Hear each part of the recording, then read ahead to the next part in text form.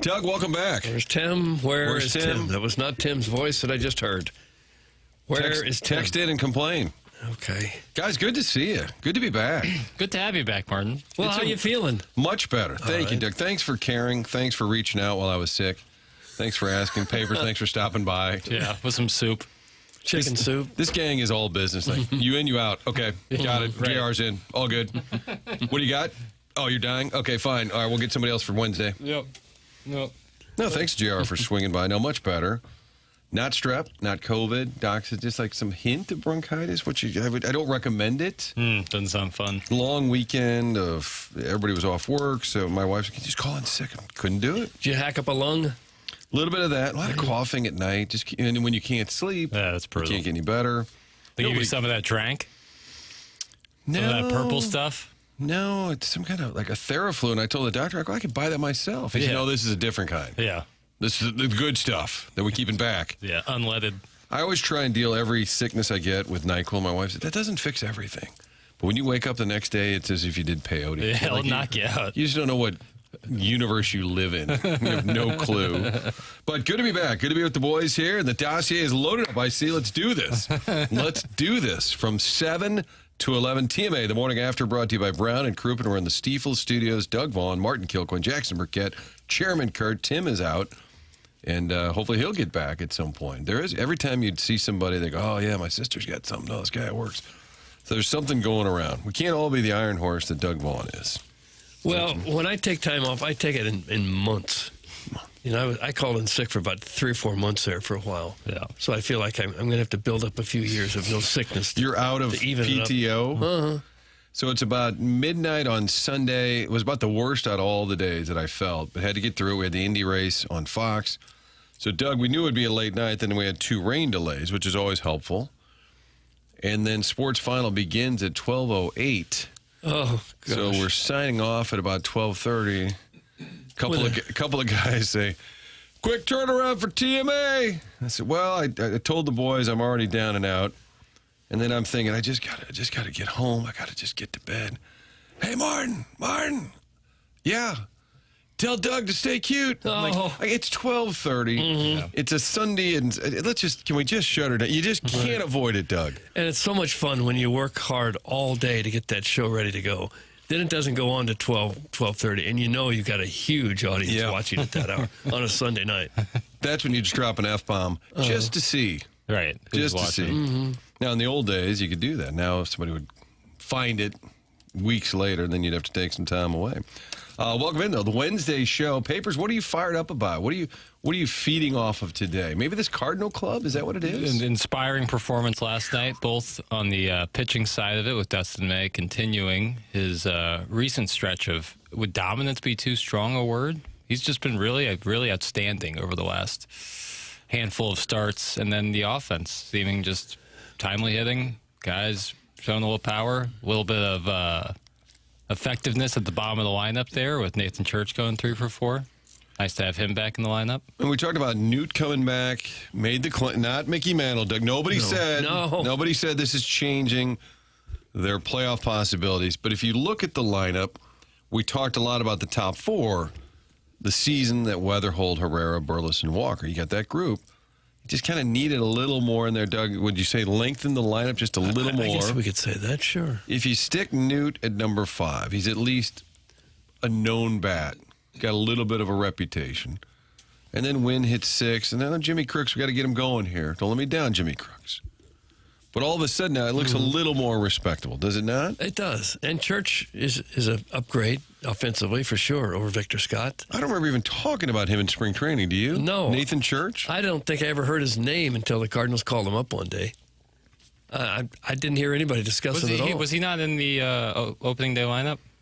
Wasn't he in? Yes, it was the whole Velasquez decision. But I said during spring training, like before this season even really got rolling, was there any thought about Nathan Church?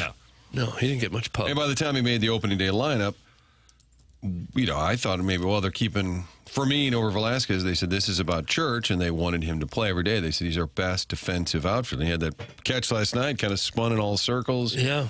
Little Willie Mays style. Saved a run, maybe 2. That was a really good play. Said the wind was blowing, so he couldn't track the ball very well. And I love the move. I love Victor Scott, but it made perfect sense. I thought for sure they'd just say, well, Velasquez hasn't done much. Like, he hadn't played much. Well, Torres, well, then he gets the homer the other day. I think the decisions they've made, even like benching Pies, so far it's been rewarding, hasn't it? The things that you see, we often reference Fetty last year and all the starts they would give him and Michaelis. Just like things that make sense. Proactive. They're being proactive. For so long, and I say so long, for the last couple of seasons, it's been so many reactive moves or just simply doing nothing. And that frustrates a fan base day in, day out when they see the same thing happen over and over again. But now they're being proactive, whether that's bringing up Jimmy Crooks, whether that's making Hunter Dobbins part of the six-man rotation, sending Victor Scott down to AAA. These are tough moves to make, but they're doing them in a proactive fashion. And I think people are responding well to it. If Scott's going to get it figured out offensively, it's not going to happen sitting on the bench here. Right. He needs to go and play bat first and bat 4 or 5 times a night at Memphis. That'd be better for him than being a 4th or 5th outfielder here, I think. 8 games over 500 now, 36 and 28. Flag Day is what, next Sunday? It's the 14th. The 14th, yeah. We celebrate Flag Day as the official Claves Day, whether the team's good or not. 8 games over, and you got a comfortable little lead right now for second place in the division and in the wild card. And so I think if you just look at the team, Doug, you don't want to overreact. You don't want to overreact, but it's just a solid bunch in a year where baseball, you got a handful of really good teams and big drop-off. Just kind of hang around. Just contend. Make it fun. Yeah, the other races in the National League, the Braves are 9 up on the Phillies. The Dodgers 8.5 ahead of Arizona. The Central is really the only division that's somewhat close, and that's because the Cardinals are hanging tough here. Having won 5 in a row, they're still 4.5 behind the Brewers. But within shouting distance, we would have all taken this in spring training if we thought, well, they'd be 36 and 28 and only 4.5 out here in the middle of June. We'd said, sure, sounds great. We'll take it. I wish we could get a lie detector. I wish we could get Ollie Marmol, Heimblum sitting here, and Jackson gets to zap them when they lie. What did you think your record would be after playing? I'm not sure that's how a lie detector works. Well, I know you don't get to decide. It's not arbitrary, but wouldn't it be more fun? Yeah, it would be. We're judge and jury. It would be more entertaining. Zap the hell out of Ollie. Liar, you didn't think you'd be 8 games over. You think technology will ever get to the point where we will have to wear some device that can detect whether we're lying? Like some sort of Wonder Woman truth lasso? That kind of thing, yeah. Yeah. A Wonder Woman not. truth lasso. Yeah. The lasso. You'd be way too young to have watched the show with Linda Carter. No, but the movie? They've made some new ones recently. But And she lassoed you, and then you had to tell the truth? I believe, wasn't that the... I don't remember. That was the lasso of truth. You couldn't, you can't lie. Well, next time Ollie or Heim are available, we'll break out the Wonder Woman lasso. Her most iconic weapon. Maybe we need a mascot. We need some girl to play Wonder Woman and lasso the Cardinal brass. What was ISIS? Was ISIS a rival of Wonder Woman's, or was ISIS? Remember the show ISIS? ISIS? She had like special powers. This is not. Are you still on the NyQuil? This is maybe a little hint, just a hint left in the system. Yes, no, and ISIS. I know. Yes, it was, and now it sounds more like something going on in the Middle East. I think they might have retired her character. Well, this was in the 70s, yeah, right? Unfortunate. But it was like Saturday mornings. You would get up in your pajamas and watch all the cartoons and all the shows, and that was one of them. Yeah, you are accurate. It was kind of Wonder Woman-esque. Sure. Yep. Martin, stop. The lead is not the Cardinals. The lead is Tim. As the CDC stepped in to try and save him, is WashU sending their best doctors to save him? What is going on? That's from Daddy Lycan. Yes, we have the Lifetime Roofing lead. And, Doug, I apologize. We stepped into Cardinal talk, and you probably wanted to leave with the NHL or NBA Game 4 tonight. Doug, what's the Lifetime Roofing lead? We've already discussed it. It's the Cardinals and Mets, clearly. Okay. Good hockey game last night. Fun hockey game. Yeah. Very interesting, exciting. Easy to watch once the Cardinal game seemed in good shape. Right. But not the lead in St. Louis. It's those Redbirds, those pesky little Redbirds. Dustin May, most nights out. Now, there was 2 starts ago where he flirted with the no-hitter. The last time out, he kind of was going fine, and then it fell off. But for the most part, when he starts now, you're thinking, I'll get 5, I'll get 6. He'll probably give up 2. It's like McGreevy. You can almost guarantee 6 innings, 2 runs. Yeah. You just about pencil it in. If you had to win one game right now, is he the Cardinal pitcher you'd want on the mound? Him or McGreevy. Game 7, and everybody's available? I think only because of his playoff experience, you'd go Dustin May, or his experience in championship clubhouses.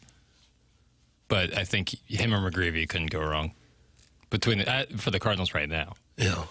We do have the Air Coverage Service text inbox, and don't forget, why does Jackson hate the Michelob Ultra YouTube chat? That's going on over Jackson's left shoulder, but I don't see it right now, but I'll keep a close eye on that Mick Ultra YouTube chat. We did have a win for Carolina in Vegas last night, so that series tied at 2. NBA, weren't they 2-3-2? I know this is one of your favorite topics. When did they switch from 2-3-2? I believe 2013 or 14. So it's been a while. Yeah. So we're in this 2-2, 1-1-1. So game 5 for Carolina is going to be back home. Game 4 for the Knicks tonight, and then they go to San Antonio. They like to spread these things out. Sure. Usually take like a week in between games. Yeah, we talked about it not playing that Sunday. There's nobody on. I know that seemed bad. Was that a nod to Fox and the Indy race across the river, you think? Yeah, I think it was a nod, yeah. They didn't want to mess with Sports Final at 12:08. Right, in the Battlehawks. And go head-to-head. Yeah. Yeah, I would give my Battlehawks breakdown, but I assume at this point that you guys have already taken care of that. Thoroughly handled. I would imagine at this time of the year, the NBA players would welcome an extra day between games. Especially with the worn travel. out. Yeah, with the travel. Yeah. For sure. And in between, I think a couple of years ago, Oklahoma City was hosting. I don't know what team it was. It was in town. Like maybe the Celtics. Would that have made sense? No. That What year? Somewhere in the last couple of years. Again, this is the peyote talking, but they left the town they were in between games 3 and 4, whatever, and went home for a day or two, and like came back. Oh wow! It was like a 3-day break. Might have been the series against Miami. Maybe. Because sometimes the NBA teams, they don't love their guys staying in Miami for an extended period of time. Oh, for heaven's sake. And the players get the itinerary, and it says, all right, guys, after the game, we're boarding a private chair. We're going to Des Moines for a couple of days, so we're going to get some work in. There's a couple of teams that will fly in that morning or that early that day into Miami and then leave right after the game. Because they can't trust the players? That's pretty sad commentary. Some teams, hey, listen, you got, 24-year-old millionaires down in Miami. Who can't control themselves for just a couple of nights while they're there? It's just best to mitigate those issues. I think they still do curfew, like even the Cardinals in New York. I don't know. You think know. Stubby Clapp is... Reeve, you in there? It's on the first page. Hi, what's going on? Haven't seen you all day. I bet they don't. The Rams sure did on those road trips. Yeah, they would do like a bed check kind of thing. They had people watching the lobby and the hallways. But that's one night every other weekend, a Saturday on the road. Baseball, you're on the road all year. Yeah, probably you kind of have a level of trust with your guys. I bet that would wear you out if you had somebody. If you were babysitting, especially like what if you got a veteran who's like 34, you got to do a bed check on them.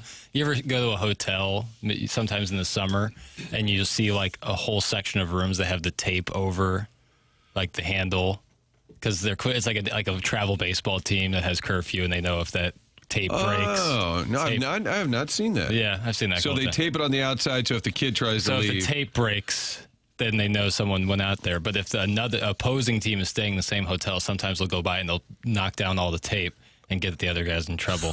Some good gamesmanship. Yeah, I could see that being. There's a little flaw in the system there. Any drunk guy on business walking by and knock the tape off? I would think in Major League Baseball, since most of the time you're playing night games, they're probably not even back to the hotel until 11, 11:15, 11:30. You couldn't possibly impose a curfew then. Probably. They're wide awake. They don't have to be anywhere tomorrow till 2 o'clock, 2:30 in the afternoon. If a player is a consistent knucklehead, I would think it catches up to him. It would catch up. You just bench him for a game or two.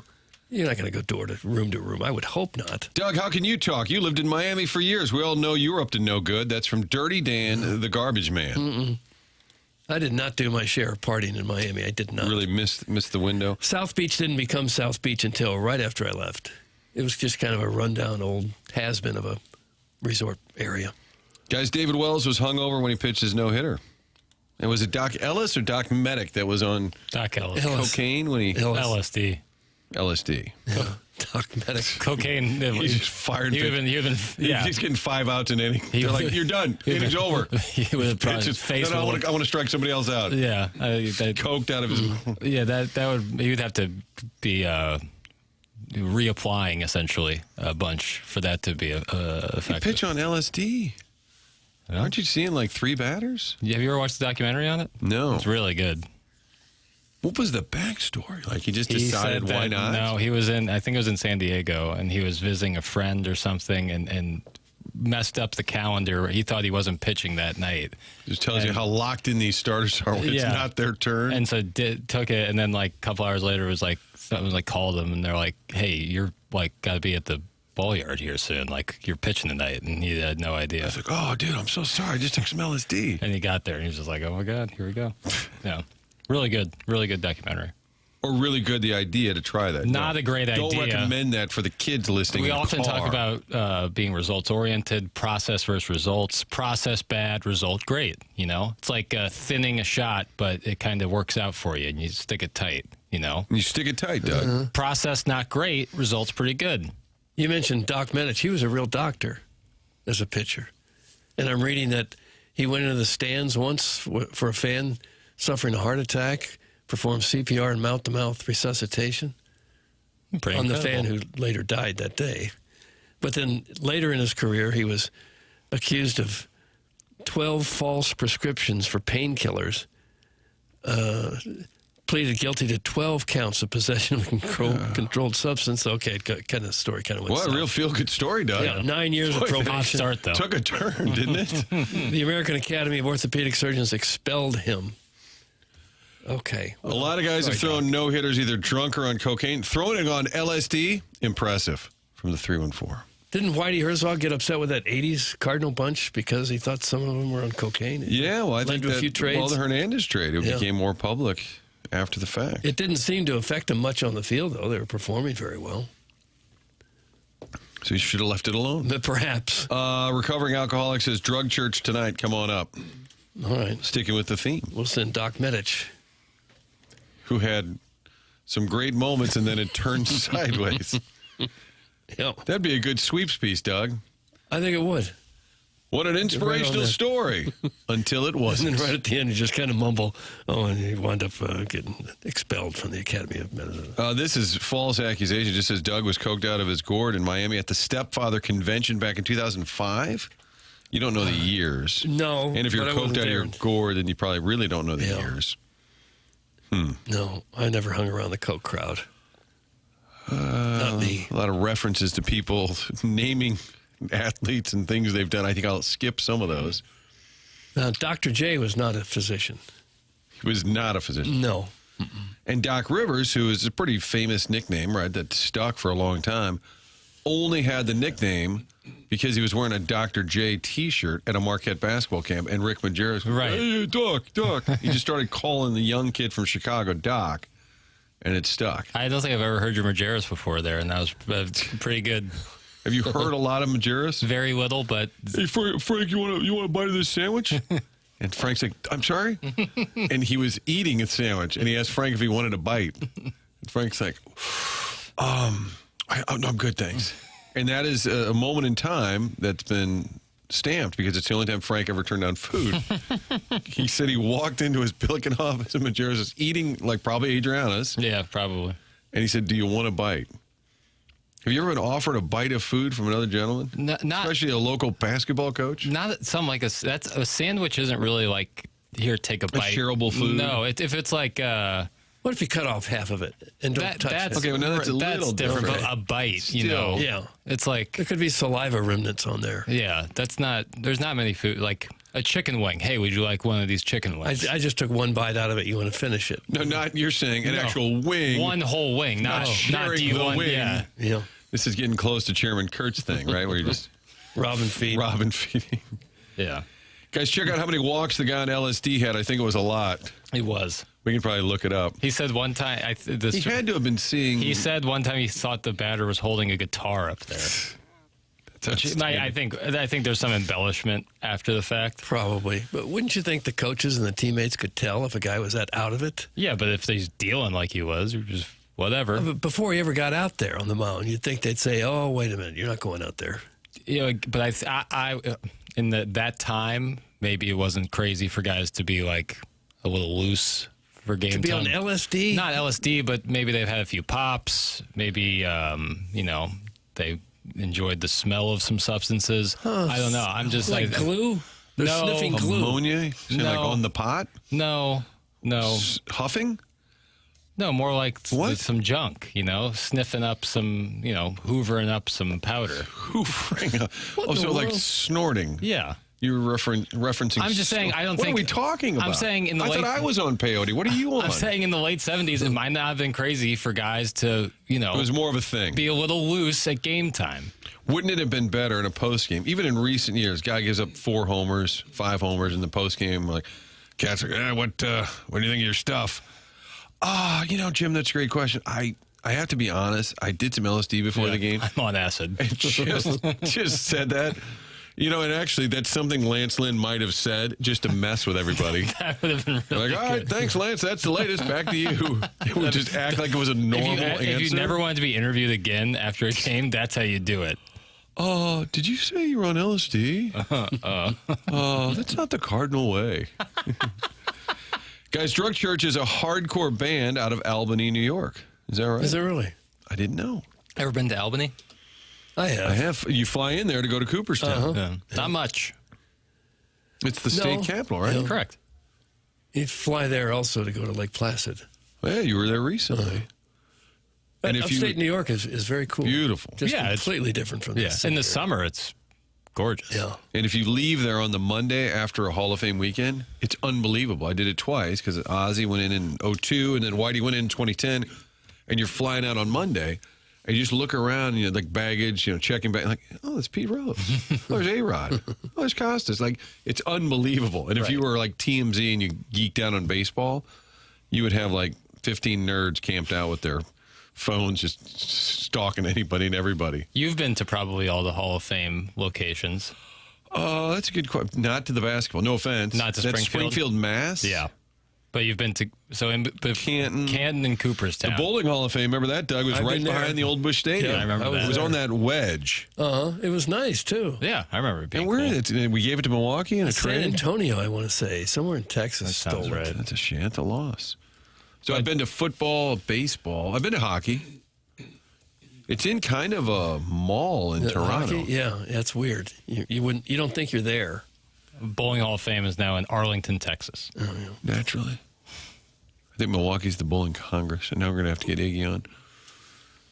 After the morning after continues, all right? Tim is That's right. out, but that will continue at 11 o'clock. Yeah. The Strode program. The Strode program. You guys have carried the load. We talked about exotic meats yesterday. Doug's not into them. Doug doesn't want. What is an exotic meat? We were talking. Well, oxtail is not an exotic meat, but we were talking that oxtail is what kind of started. They're telling me how great it is to eat Isn't it just a oxtail. soup? Well, no, it's like real oxtail, but yes, it's often made into a stew. But there was discussions of people were sending in they like turtle soup or snapping turtle is delicious. Someone said fried don't need snake any is of really that. good. Oh. I'm with God.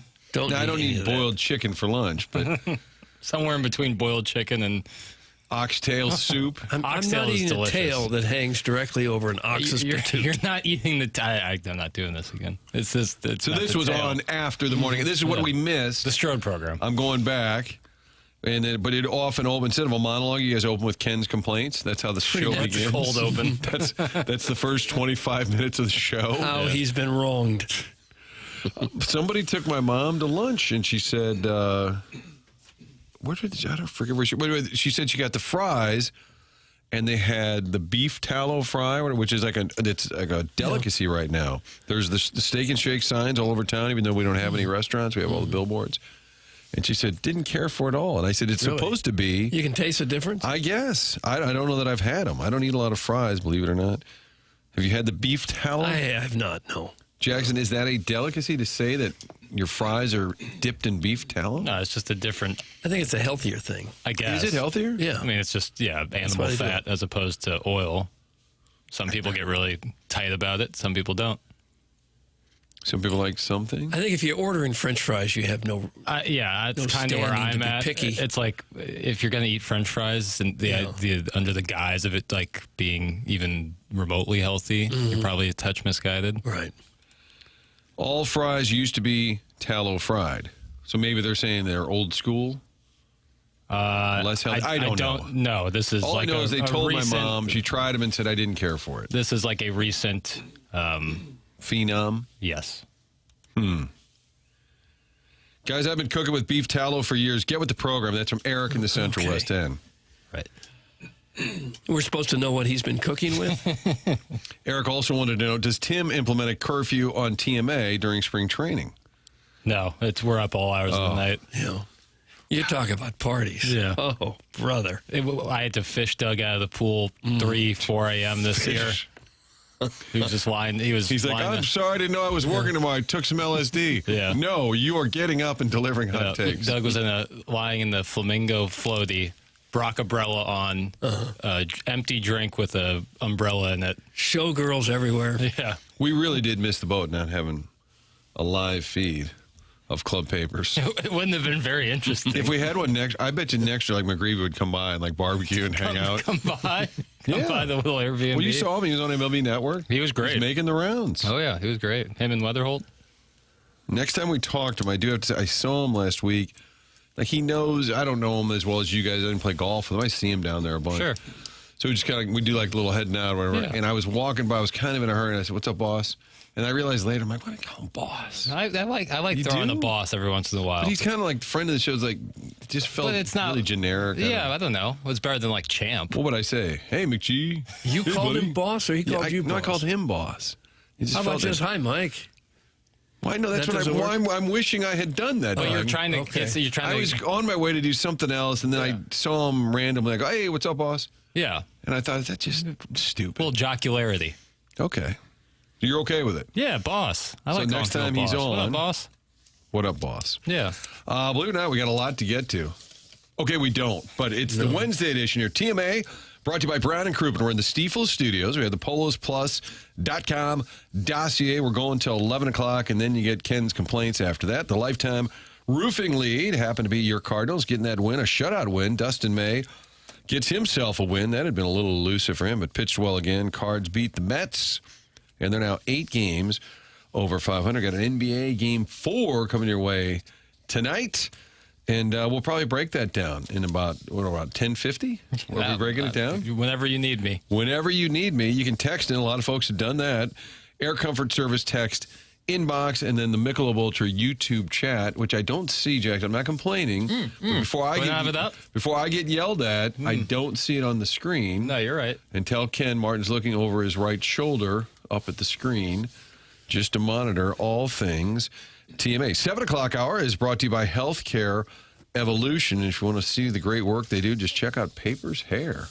It's on fire. All right, it's TMA here on 101 ESPN.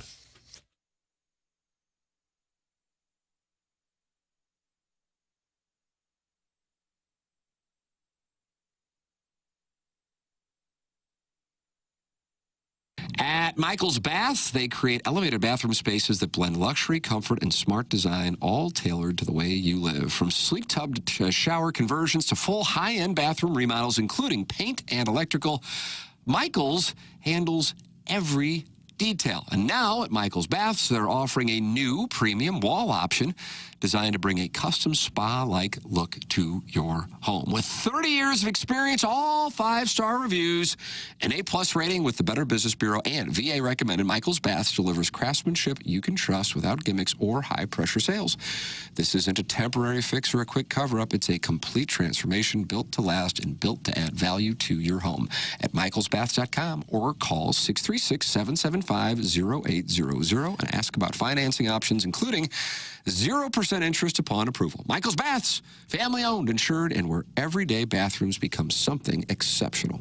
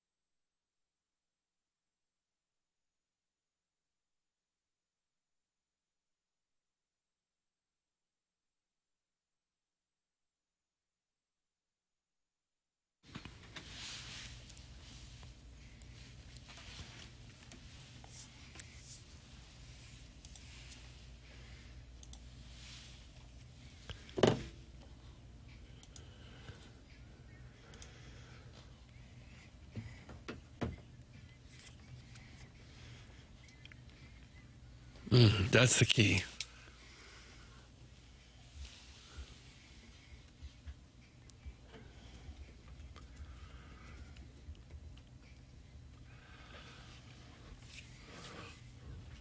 They just don't make them like this anymore, Doug. No, probably for good reason. This is a solid tune, though.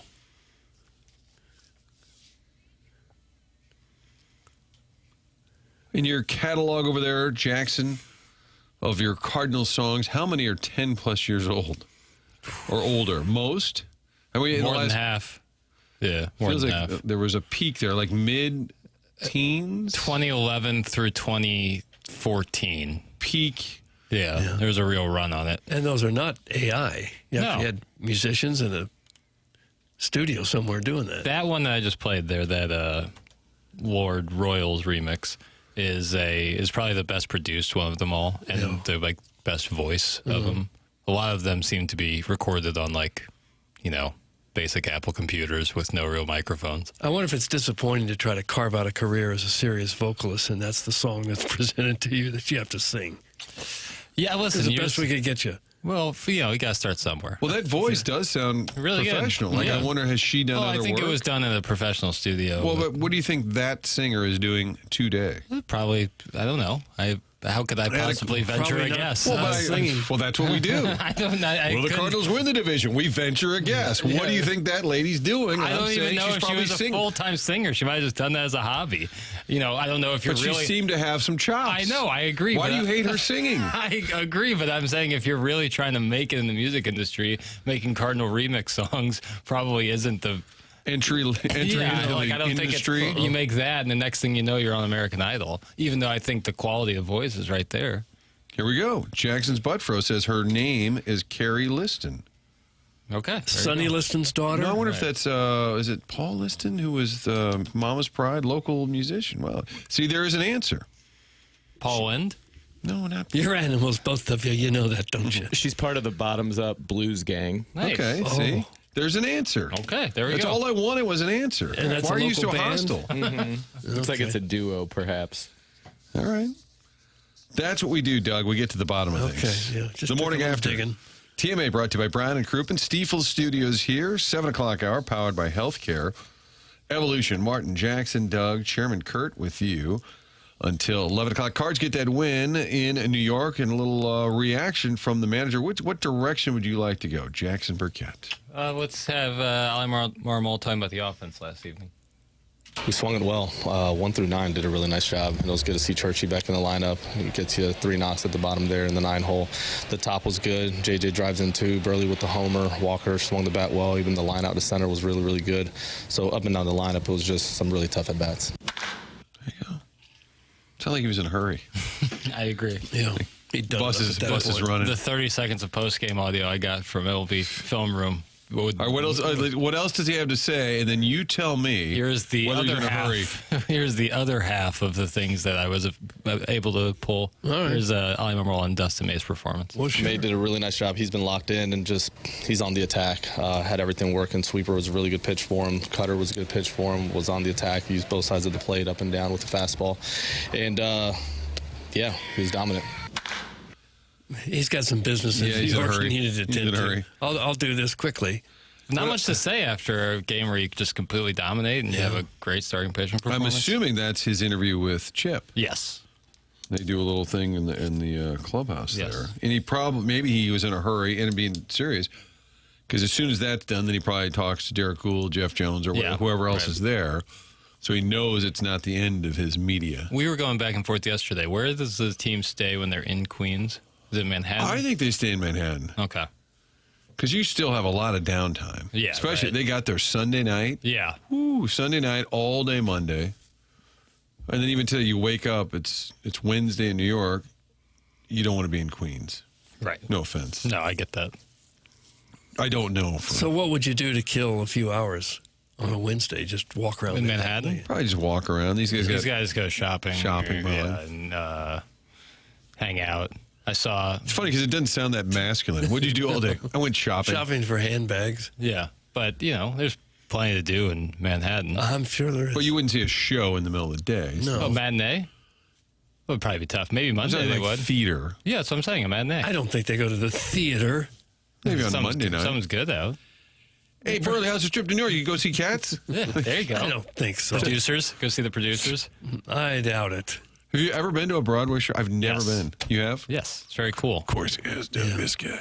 It's the whole street, the theaters. You get to. It's very cool. Yeah, it is a neat area. And the theaters themselves aren't real big, are they? Some are really big, but yes, by and large, they are like 500 seat, kind more or of less cozy yeah. theaters. Yeah, it's cool.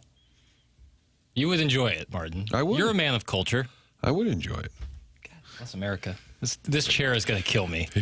This chair is going to kill me. The back of the chair is that not caught attached. is that caught yes, on one camera? during Josh Schertz yesterday. I almost Did a header? literally fell all the way back.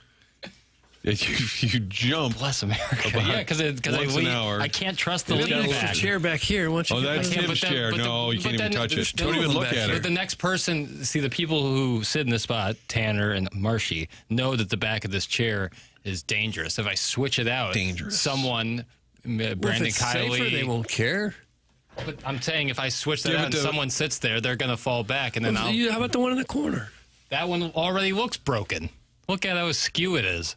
This is bad radio, but Okay. we're all right. Well, the good news is Papers didn't die, but it looked like he No, was you're about okay. to I'll fall be to all his right. death. How was Coach Schertz? Outstanding, as always. Saw him on Sunday over at the Indy race. He was there. giving you trouble. Well, we were behind the stage. Very embarrassing. We did this. Fox and Indy have this thing called the fastest seat in sports. You get to sit behind the driver in an Indy car, and then they whip you around the track, which was very cool. Just wasn't feeling great. Just didn't have a lot of energy that day. Nothing And like being nauseous in a already sick. NASCAR. And I said to this young guy, he had driven in the Indy 500. He's from Australia. He said, "Oh, it's quite a blast, mate." I'm like, "Okay, boss." And I said, "I got kind of a head cold." I said, "You think this will just knock it right out of me?" He goes, "Probably not." Yeah, he's like, no. Not really a medical term for this, but behind the main stage, before they introduce the drivers, they're going to introduce me, Coach Schertz, and he's like, "Look at you! You have this driver's suit on." Was it hot in that suit? It was, but then I'm always so it's if you get a head cold or a fever or a cough or whatever you get, I always say, "Well, you could just sweat it out." My wife said, "It doesn't work like that." I said, "I could just eat a ton of food." It doesn't work like that. Try all these different things, but the ride itself pretty cool. You fill out paperwork. It's like a lot of buildup, and then 2 laps around that track was about 45 seconds. Yeah. And I said to the guy, "Wow, that was quick." And he said, "Yeah." He said, "We were going about 175 on the backstretch." I'm like, "Wow." That's why I signed a 5-page waiver. Was it pretty terrifying at some point? Not really. I have to say, it didn't feel that fast. Yeah. Going around, you can feel them downshifting into the turns. So Yeah. you know you're going really fast, and all of a sudden, Yeah, downshifting. But it was very cool. And Coach was behind the scenes himself. He was the grand marshal. I said, "What's cooking with this Mizzou Slough?" He said, "Oh, probably soon." He said, "I don't know, maybe even tomorrow." I said, "Don't do it tomorrow." I said, I got a lot going on. He said, "Oh, sorry to bother you." Sorry to. But that's great. I'm sure you guys talk ad nauseum about it. And I reached out to Coach Gates. We're trying to get him on. He's going Sure. to be in St. Louis today. Is he? He's got an event, and they said, "You want to stop by and talk to him there?" I said, "No, and we need him with the fellas." Yeah, we got to get him on. So I said, I politely said, "Let's hold off until he can do the actual show." So that's in the works, is what we Hell like to yeah. say. In the works. Tim out today. Martin, Doug, Jackson, Chairman Kurt with you on TMA, brought to you by Brown and Crouppen. A lot of Cardinal talk there. And Doug, if you look at the standings, I haven't paid a lot of attention. I saw a Bob Nightingale headline the other day, just said somebody's going to get fired because the Padres are bad. And I think we did a predictionary, maybe even a month ago. And I declared all the playoff spots that were already taken, Doug. Yeah. I might need to take that back. It was less than a month ago. Less than a month ago. Because I said, all right, the Braves, Brewers, and Dodgers. Now, I'll stick with that. They're going to win their division. Am I okay with that? Yeah. But I think I had the Padres as a lock wild card. And I'm going to probably have to undo that because, Doug, right now, who do you think leads the wild card standings?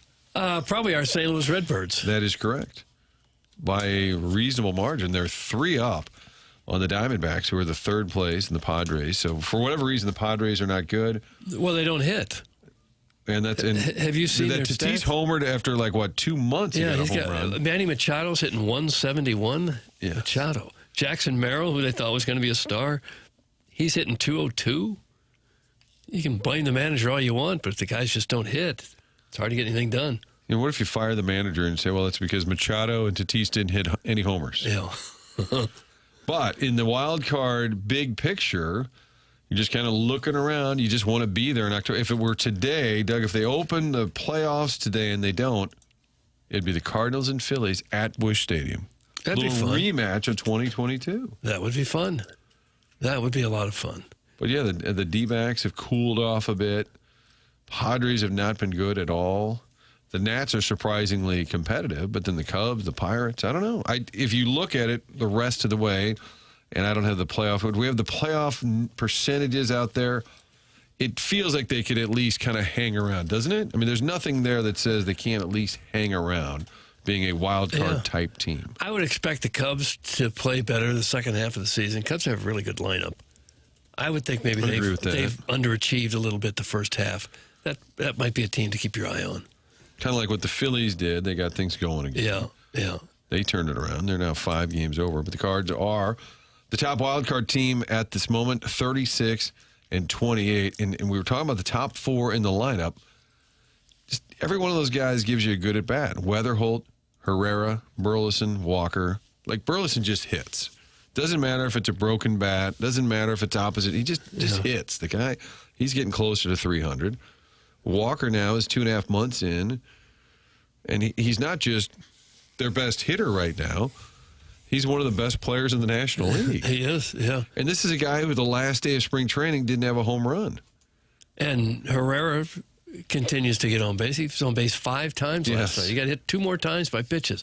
I think what it is he starts with that really open stance. So when the pitch comes, he's leaning into the ball. And then when the ball's thrown at him, he can't back up to get back out of the way. Maybe he doesn't want to. Right. I think that's a good call. That foot comes in right when the pitch starts coming. He's going right into the baseball. Yeah. And it's probably hard for him to dodge and pitch at him. Double-edged sword, because that's probably a big reason why he's able to generate the pop he does. Yeah. I like looking at the box score as soon as the game's over, and I just look at the top 4. And I always see 1, 2, 2, 1, 3, 2, like all the hits. And then what's after that? So last night, for example, your top 4 of Weatherholt, Herrera, Burleson, Walker, they gave you a combined 7 hits. And then it goes 0, 0, 0, 0. 3. 3. Nathan Church.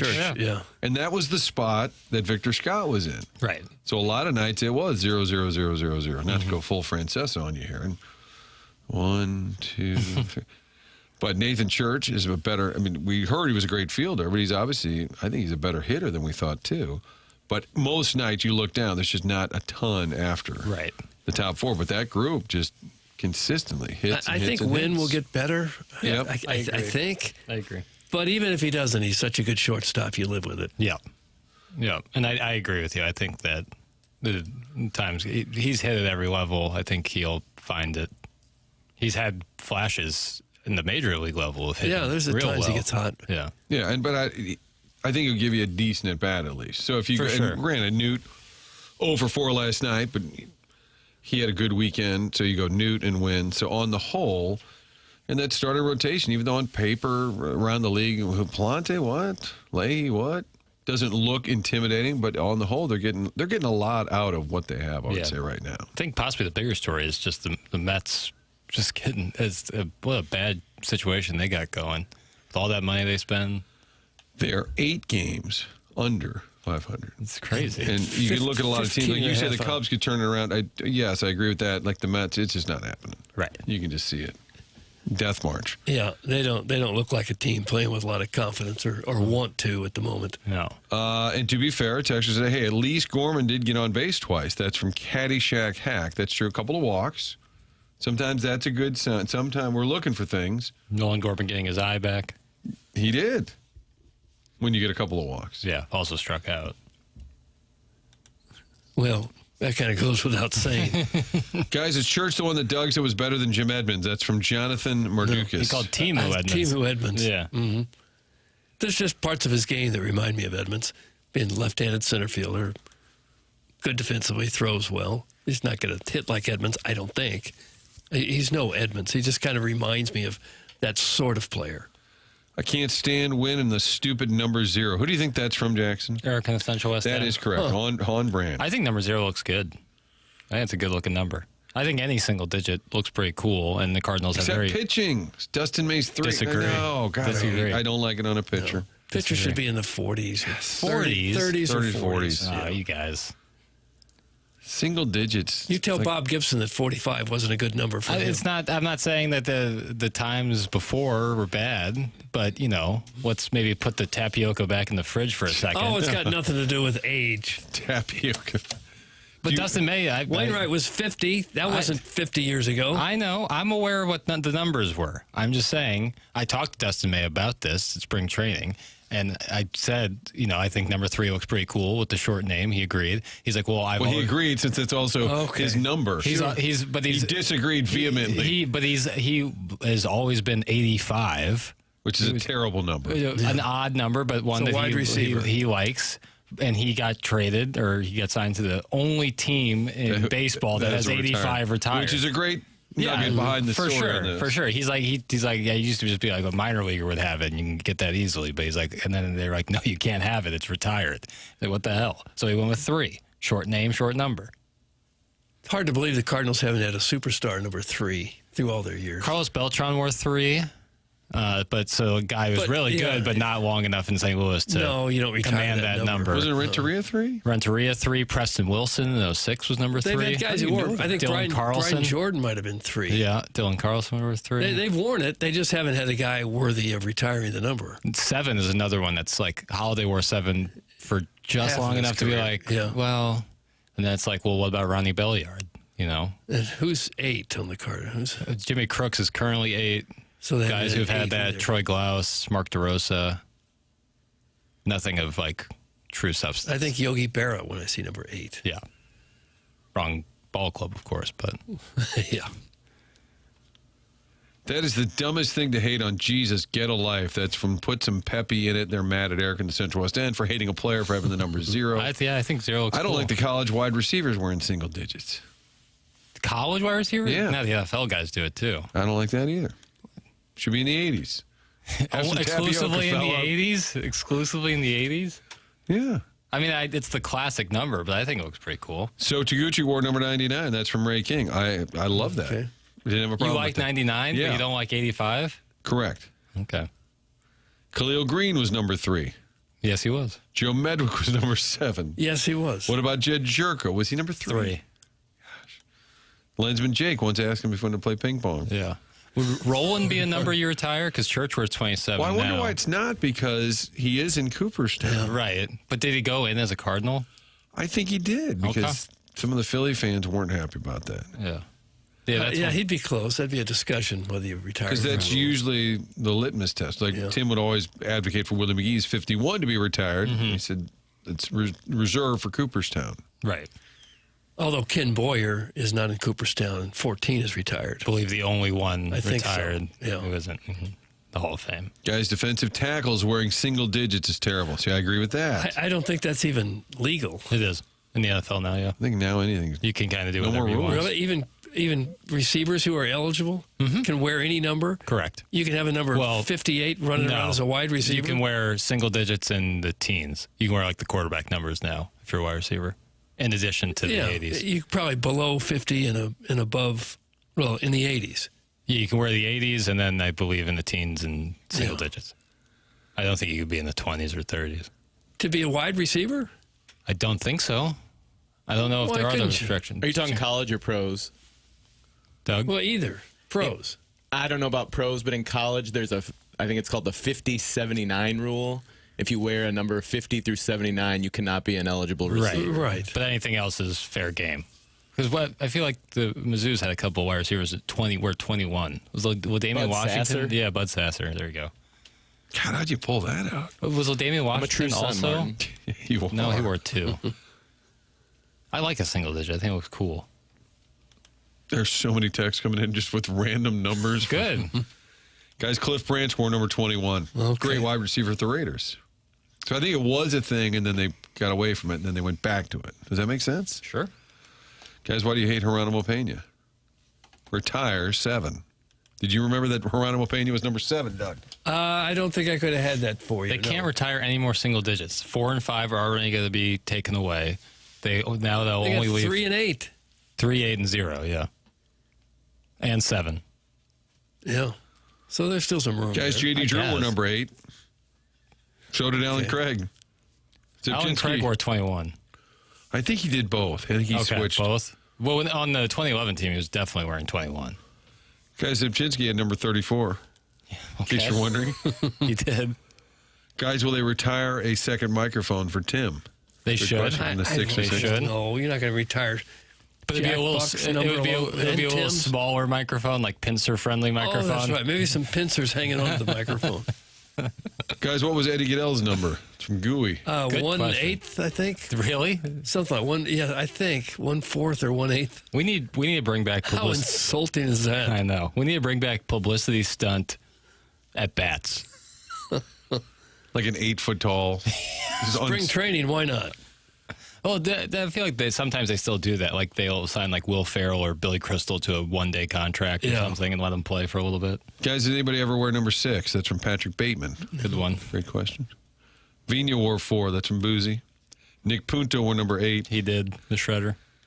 Omar Oliveras, 0-0. Can I give Remember a take that's dangerous? a take that's dangerous? I think, despite my love for the skipper, it kind of... Oh, no. It's kind got a of problem with odd the 10. that he took such a cool number and now no one can wear 10 anymore. 10 is such a cool number, and to a non-player having it, like, I don't know. I feel like managers should take B-level numbers, something in the high 40s. Well, when you manage as long as he did and had the success that he did, he was as big a part of that team as the I players. couldn't agree more, and I just wish that number 10 could be worn again. One could argue maybe a manager doesn't need a number. Yes, it seems silly. Actually, the more you think about it, the why fact do that they wear the uniform at all What is if, pretty silly. what if like Phil Jackson coaching had a jersey and a number like on? seeing Terry Francona over the weekend, it's like that's a gentleman who probably would benefit from not wearing the uniform. You know, like if he could just wear like a polo, you know, look like a high school coach, just like a With the old bike shorts from like the 70s. sure, and 80s. yeah, let him wear whatever. I don't care. I would like to have seen Vince Lombardi in a full football uniform. Right? With that helmet coaching. Yeah. It is true. When you think of it that way, remember Rick Hummel, his request to Ollie was to one day wear the jersey and not have a hoodie over Yes. it. And he did it for a day or two for the commish. 37, a great manager number. Not something that guys are like clamoring over, but some guys grow up having the same number. They've always worn 10. You get to the Cardinals, well, no, Tyler has had it. If the manager and coaches didn't wear numbers, there's times you couldn't tell the manager from the pitching coach Sure. on a visit to the mound. Sure. So there's a lot of disrespect to me. And again, I I want can't to wait till the next time he's on. I wanna We're gonna clip emphasize- that off, Chairman. Have that in our holster. Emphasize That was a my great point. appreciation and admiration for the Cardinal manager of not one but 2 World Series in St. Louis. However, I think 10 is too good a number for a guy who doesn't play. Wow. Why do they wear uniforms? Would that go back to As a like player manager yeah. days? Probably. Exactly right. I've seen pictures of Connie Mack in a suit managing from the dugout. Yeah, And that doesn't look good protest. either. That looks bad, yes. Yeah. You don't want to get dirt and stuff all over your suit. But there's a fine line somewhere between, like what the trainers wear, you know? Polo and, you know, kind of guess. golf pants or Does it shorts. really bother you that they're It wearing a doesn't uniform? bother me. But Why if are you we're- so upset about this? What do you mean it doesn't bother You even wanted the We uniform got 4 taken off hours Tony here. We're Romo's just talking about you And know. is there a little wheel we spin in Sports Center world where you spin have a dangerous take? that should and then you tease ahead. It sounds like a All right, coming off that dangerous take, we'll open the phone lines and let Jackson have it. It sounds like a bad 90s thriller. Dangerous take. Dangerous Steven takes. Seagal. Did you see a picture of him the other day? You think that's he heavy? real? Extremely heavy. Yeah. Is that think accurate? I believe that is. I know he's gained a lot of weight since his. Because of AI, you don't know anymore what is. I sent that video of me. I was walking in the driver's suit. I think he looked good, by Well, the if way. it's so dorky because my photographer, the great Mike Border, is like getting video of me walking towards him. Like, what do you do? So I saluted like I was in the right stuff or something. I didn't know what to do. I think you're in Days of Thunder. Yeah, I was like, what a dork. But I sent it to the kids and they go, is that AI? I'm like, not AI. It was a beautiful sunset, too. It looked cool. The race was great. Did you just wear sneakers with that? Yeah, they did. They did not. Give you driving shoes? No, since Driving boots. Since I wasn't driving. Do you know that fastest seat in sports? They said, "Oh yeah, we'd love to have you do it." They said Tom Brady did it at the Indy. And I go, "Oh, okay." And they said A-Rod's done it and Lady Gaga's done it. I'm like, Yeah. Maybe you should get Nelly. I'm just thinking, like, in all seriousness. No, I think you're as big as those people. No. And the funny thing at the beginning, they're on a headset, and you hear these guys in some kind of production thing. They're like, "Oh, you ready to go?" And I hear some guys say, "Who is he?" And the guy goes, "Oh, he's on like TV and radio." You can hear him discussing who you These are the are. other Hot drivers? No, I was not being piped into Joseph Newgarden's car. the This crew was chief. because it's an actual business. They go so earlier in the day on Sunday. If you're an indie nut and you really want, and I'm sure it's not cheap, you sign up and you go fill out the waivers and then you go do this whole thing. So they take people around during the day to experience that. This guy invented this business where they have the second seats and people, because you can't just hand them a car. And they partner up with wherever It's the indie. race is that week. Yeah, wherever they go, they do this. And I even said to the guy, "Well, we'll put something together." I said, "We'll tag us." No, don't worry. We're just part of the whole indie experience. But no, it was pretty cool. All right, we're going to break. Are we behind already? Maybe a little bit, but this gives us a perfect opportunity to hear about our 7 o'clock hour sponsor. That's Healthcare Evolution. My friends at Healthcare Evolution, the 7 o'clock hour sponsor, the ones that helped me with my shoulder when I had a slap tear, are ready to help you. They give those of us with nagging pain and injuries real answers and same-day pain relief. No emergency room, no wait-and-see approach. Healthcare Evolution will give you options prior to having surgery you don't want to have. Right now, Healthcare Evolution is offering you a free consultation over the phone. This free consultation will allow you to tell them what's going on with your pain, see if what they offer is a good fit, and discuss the costs that may be associated with your treatment. If you prefer in person, Healthcare Evolution will give you a huge discount. This offer is just $200. The original cost is $700. In person, Healthcare Evolution can review any previous imaging you have, do a hands-on assessment, and follow it up with diagnostic ultrasound imaging. Visit healthcare-evolution.com for the answer to most of your medical issues. Free phone consultation or significantly reduced in-person consultation. And don't forget, the month of May, 10% off all knee issues. Healthcare-evolution.com. Guys, can you imagine Monty just wearing a sweater with no pads behind the bench? That'd be goofy as hell. Meanwhile, Uncle Wally's plastic ear, I couldn't disagree. I couldn't disagree more with that Connie Mack take. I think an old man in a suit, high collar, and a hat looks great.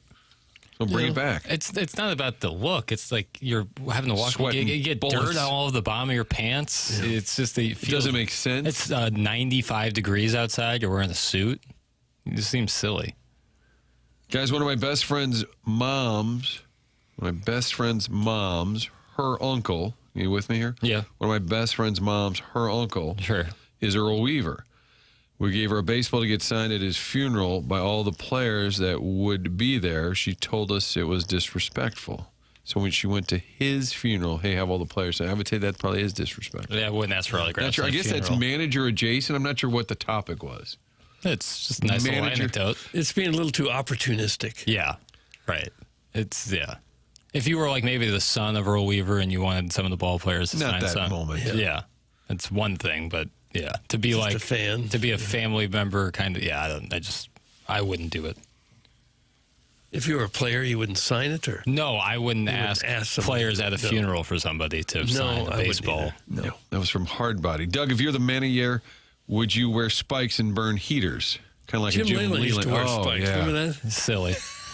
The heaters is funny. But do you think he needed the spikes? He liked to argue, so he had a good grip just to get out there fast.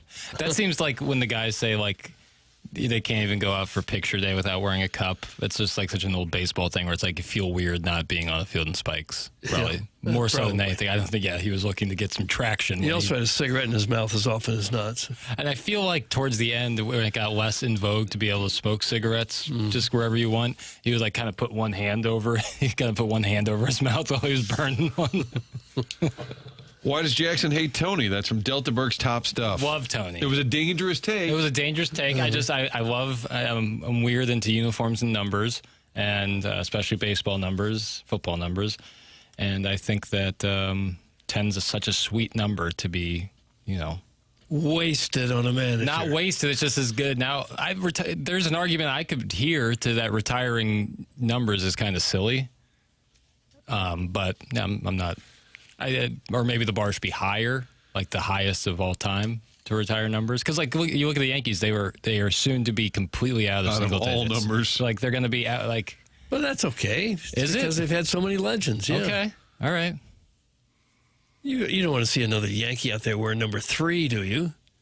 I guess not. I guess they'll be cool when they're wearing like 72, playing for the Yankee star. I mean, the star of the Yankees has wearing number 99 to stand out. I don't know how many numbers they have retired. Probably I think 12 all single digits. I think all single digits are There's retired still for the plenty Yankees. of decent numbers. Doug, you know who the first baseball player ever to have their number retired was? How about the Babe? Nope. Can I have a hint? Maybe Gehrig. It was Lou Gehrig. Okay, that makes sense. The first athlete ever was Ace Bailey of the Toronto Maple Leafs back in 1934. And his son or grandson played for the Blues, also named Ace Bailey. And he was killed in the 9/11 attacks. He was in one of the planes. The guy with the number retired? No, the kid, the younger guy. The Yankees have retired 22 numbers. 22. Yeah. Yeah, that's a lot. Sharon Clayton says PK Subban is currently writing the book on what not to wear. Dude looks stupid every night. Saw that last Yeah. night. Last night he looked like he was wearing Amish couture. He was being choked by something. It was an odd look. But some of these guys that are on TV, I think they do extreme looks just to get a I little get it. extra. No, I get it. But Eric Johnson is a good analyst. I had no Was he idea. the gentleman in the Quite good. double-breasted suit? He's on McAfee all the time now. Okay. He was on the left there on the. Yeah, double-breasted plaid suit kind Yeah. of. Yeah. Yeah.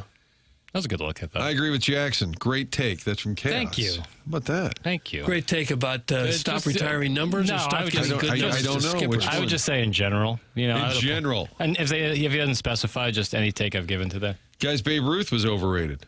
Now we're talking. That's from Rusty Pecker. Galaxy brain. Do you think maybe they should start using 3-digit numbers? No, I don't. No. But they might have to at some point if the You Yankees won't. keep retiring these damn numbers. Maybe 400 years from now. Billy Martin, number 1, retired. Derek Jeter, retired. Babe, Lou, Joe DeMaio. I mean, these are Those absolute are all legends. iconic names. Without question. But what are we going to do here in the next 20 years when they don't got any numbers to give A out? bunch of players will be wearing 47 and 48. Yeah, it looks great. You don't like it. No, those are ugly numbers. How about 44? You're going to tell Jason Isringhausen you didn't like his number? It looks fine for a reliever. It's not going to look good when it's your star slugger. How about 42? You didn't like Retired that? across the league. That Didn't Mariano Rivera wear it too? he was grandfathered in. They retired that during okay, his you didn't tenure. like it while he wore it? No, it's fine for I've a been reliever. disappointed with you in the past. Absolutely, I have. Never really to this extent. Jackie Robinson was disappointed when he got handed that number. He's like, "This is a football number. Why the hell am I wearing this?" Okay, well, And it worked for him. Sure did. Martin, We have you got to ever take a break. I mean, geez, we're the Midwest goodbye of breaks. We went to break 10 minutes ago, how about the days when they didn't wear numbers? like with Hornsby. Yeah, he doesn't even have a number. Was it Hornsby or Slaughter? Hornsby. Slaughter is 9. Yeah. Hornsby didn't have a number. And there's an old film of an All-Star game where the players literally looked like an 8.5 by 11 piece of paper with a number written on it, pinned to the back of their uniform, so you could tell who they Wasn't were. that when they were like moonlighting as a blacksmith when they weren't on the ball Probably. field? Yeah. You know what they're going to end up with? QR codes. And you're going to have to zoom in to Yeah. read or more. number X. You can wear X. You can start wearing or letters. symbols like like pound Prince. sign, at. We've run out of numbers. Now hitting for the Yankees. Exclamation point. Pound sign. That would Bob look good. Smith. Coach Kornfeld says, bring back the bike coaching shorts for all managers and Oh, yeah, coaches. that are a little too short. Yeah. The great Gary Kornfeld, who cut Tim, and he calls it the biggest Political. mistake of his Absolutely entire political. career. Yeah. This is called Limping to a Break. It's TMA on 101 ESPN.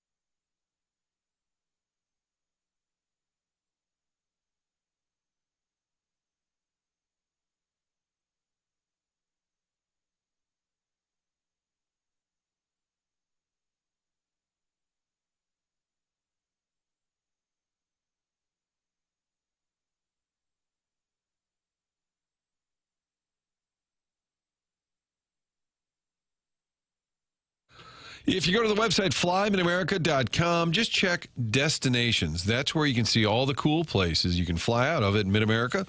St. Louis Airport if you want to go down to the Destin, Fort Walton Beach area, or Fort Lauderdale, Fort Myers, Punta Gorda, Jacksonville, Las Vegas, Myrtle Beach, Orlando, Bradenton, Sarasota, Savannah, St. Petersburg, all these great destinations direct from Mid-America St. Louis Airport. Muscuda, Illinois, not far at all from downtown St. Louis. And when you fly out of Mid-America St. Louis Airport, you experience travel without the headaches. That's unheard of these days. You park right in front on the lot, head in, get through security, you're at the gate. It's about 20 minutes. That's the average time from your car to the gate. And you're heading somewhere warm and fun. It's not too late to book a summer trip.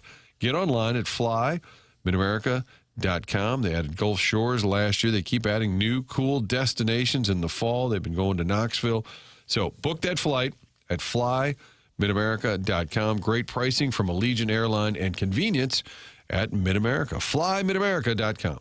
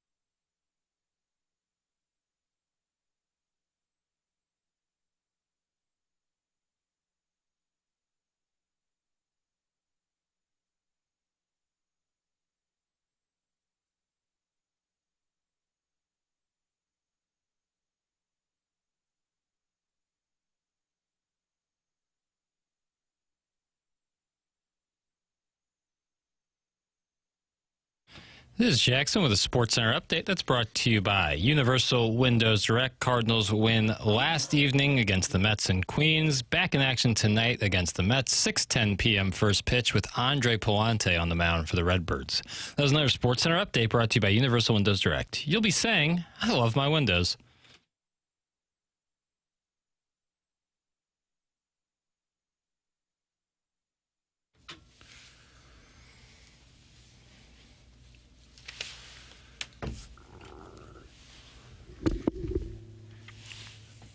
You know what? I miss the banter. You know what? If you're off, kind of like when you miss school, you come back that next day, you always felt like weird. Like, what'd you guys all do yesterday? Learn stuff? Right. Well, it feels like a Monday on the Wednesday kind of thing. Yeah. You kind of miss the show a little bit. So they're like, oh, God. What, you did? You missed the show? What are they chopping up right now? No, and I woke up both days at like 10 and said, oh, wow. Done chopping. Wonder what they chopped up today. Yeah. You woke up and then right into onboarding.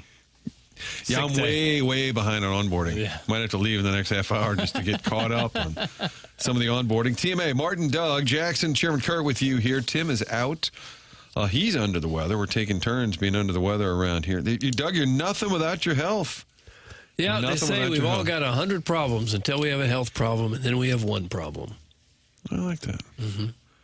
It's so true. Did you really miss months? You said that earlier. Yeah. Do the show for months? 2021? Missed August, September, October, November.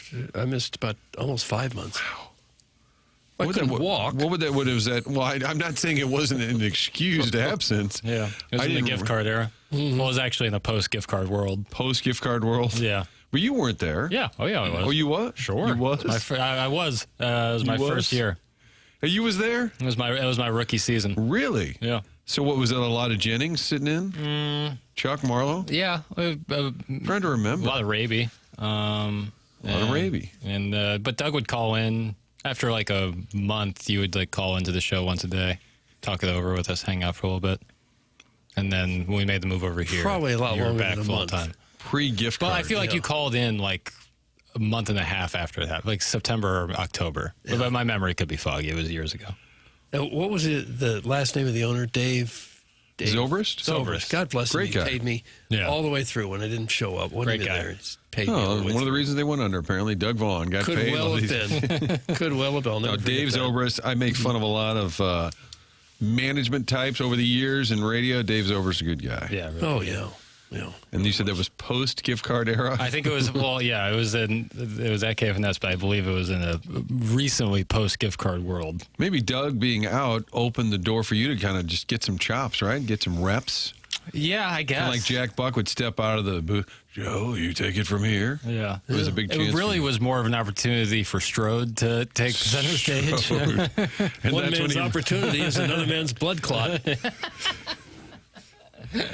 That's when Ken took hold of the show. It became a star vehicle. The TMA, over the years, the eras, there was the Ken takes hold.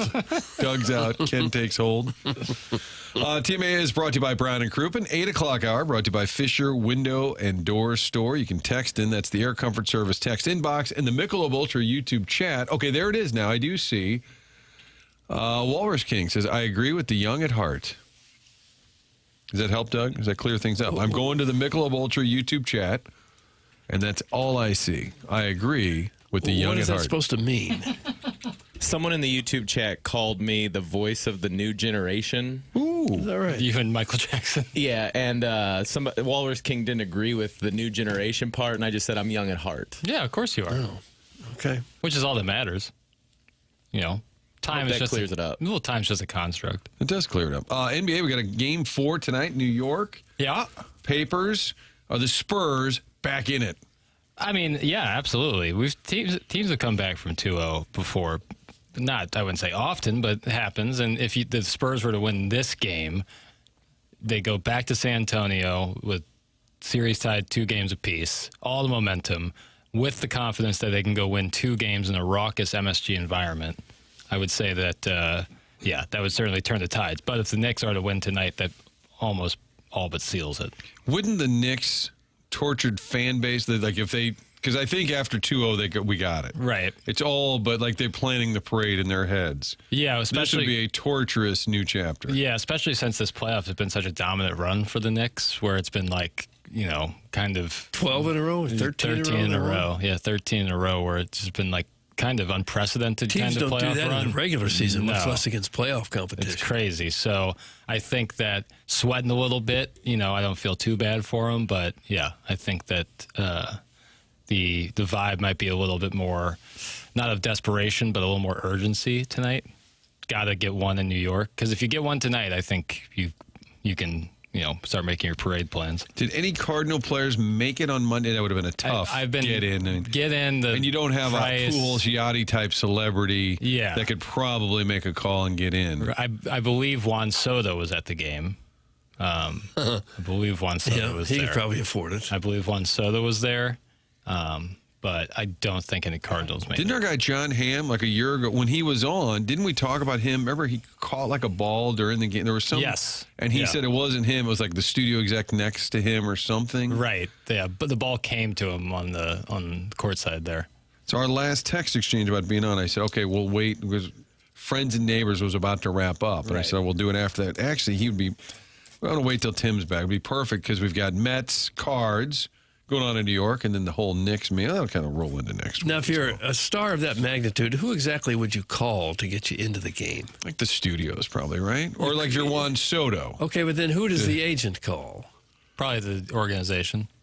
Or Team MSG. president or Yeah. somebody high. And you think the team president holds back a whole bunch of tickets for celebrities who might call in? I'm not sure. The court side might be different than like we can get you in the lower bowl, like a great seat, but maybe not court side. I don't know. I just wonder how many you'd hold back, and then nobody calls, and you've got 30 prime seats there that you didn't sell. I'm sure the Knicks and MSG is a whole different situation than every other team outside of maybe the Lakers. With the way they do courtside seats and VIP tickets. Yeah, it's one thing at a baseball or football stadium where you almost have unlimited room to squeeze another few people in. Maybe not the case at Madison Square Garden. Right. Although there might be a suite up there that they put people in at last resort. Yeah, but people want to be seen, man. You don't get seen in the suite. I saw Spike Lee on the pregame on Monday, and he said, man, he goes, when I first had season tickets, because they were nowhere near this. So, he's a true fan. Oh, yeah, he's been there since the 80s. And I think, but he's saying, before you would even see me on the sidelines, I was here. Sure. Like up in the bad seats. He was him sitting there with Shaq and Chuck in the game. Like, it's just good TV. It's so nice that Inside the NBA is doing the finals for the first time in forever. And it's great. They're bringing their cheeky fun. Yeah, it's good. What did Chuck say the other day? Those are Cardi D's. He did, yeah. But he was He can say anything he wants. Yeah, but then you also have like the gravitas of Ernie Johnson on there mixed. And I think Mike Breen, people they enjoy Mike Breen on the play-by-play. The ESPN has been applauded for their finals coverage. Guys, McGreevy is not shelling out cash for that game, not with the wedding and all. I wouldn't think so. That's from Big I Blonde wouldn't blame Dan. him. Even if you were even if tickets you could get like bad seats for like $3,500. He'd probably be one of the lowest paid people in the whole building. Well, you only make $750? Sorry. I don't know. Guys, the team has never come back after losing the first two at home. This would be an unprecedented for the Spurs. Okay. Never lost after 2-0 at home. That makes sense. Dude, basketball sucks. That's from Dirty Chewbacca. I don't know what to tell you.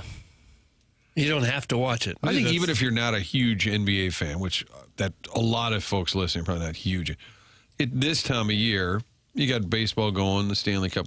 It's fun to catch a finals Especially game. Like tonight, you flip around and watch. Especially with how they alternate the Stanley Cup Final and the NBA Finals. It's kind of perfect. Guys, was Pages on the celeb short list? That's a good question. That'd be great if they panned around. There's like Chalamet, Spike Lee, Ben Stiller, and then right next to Pedro Pages. In his catching gear.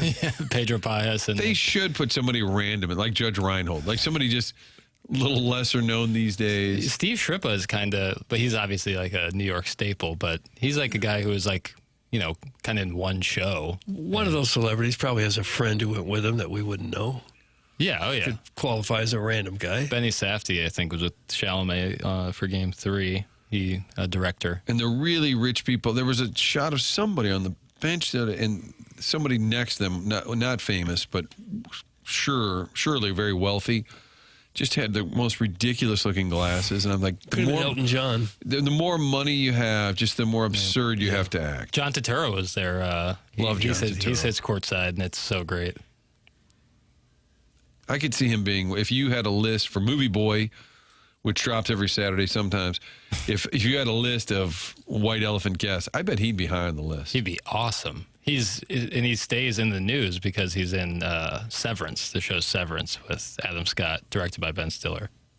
If you're really rich and you show up in crazy clothes, it's because you're eccentric and you're a trendsetter. Yeah, and you're Jeff fun. Goldblum-esque. If you're poor and you show up like that, it's because you're an idiot. Yeah. Goldblum, I think, is always my example with that. Guys, I hope the Knicks get slaughtered. Tired of seeing that twink Chalamet. That's from Ray King.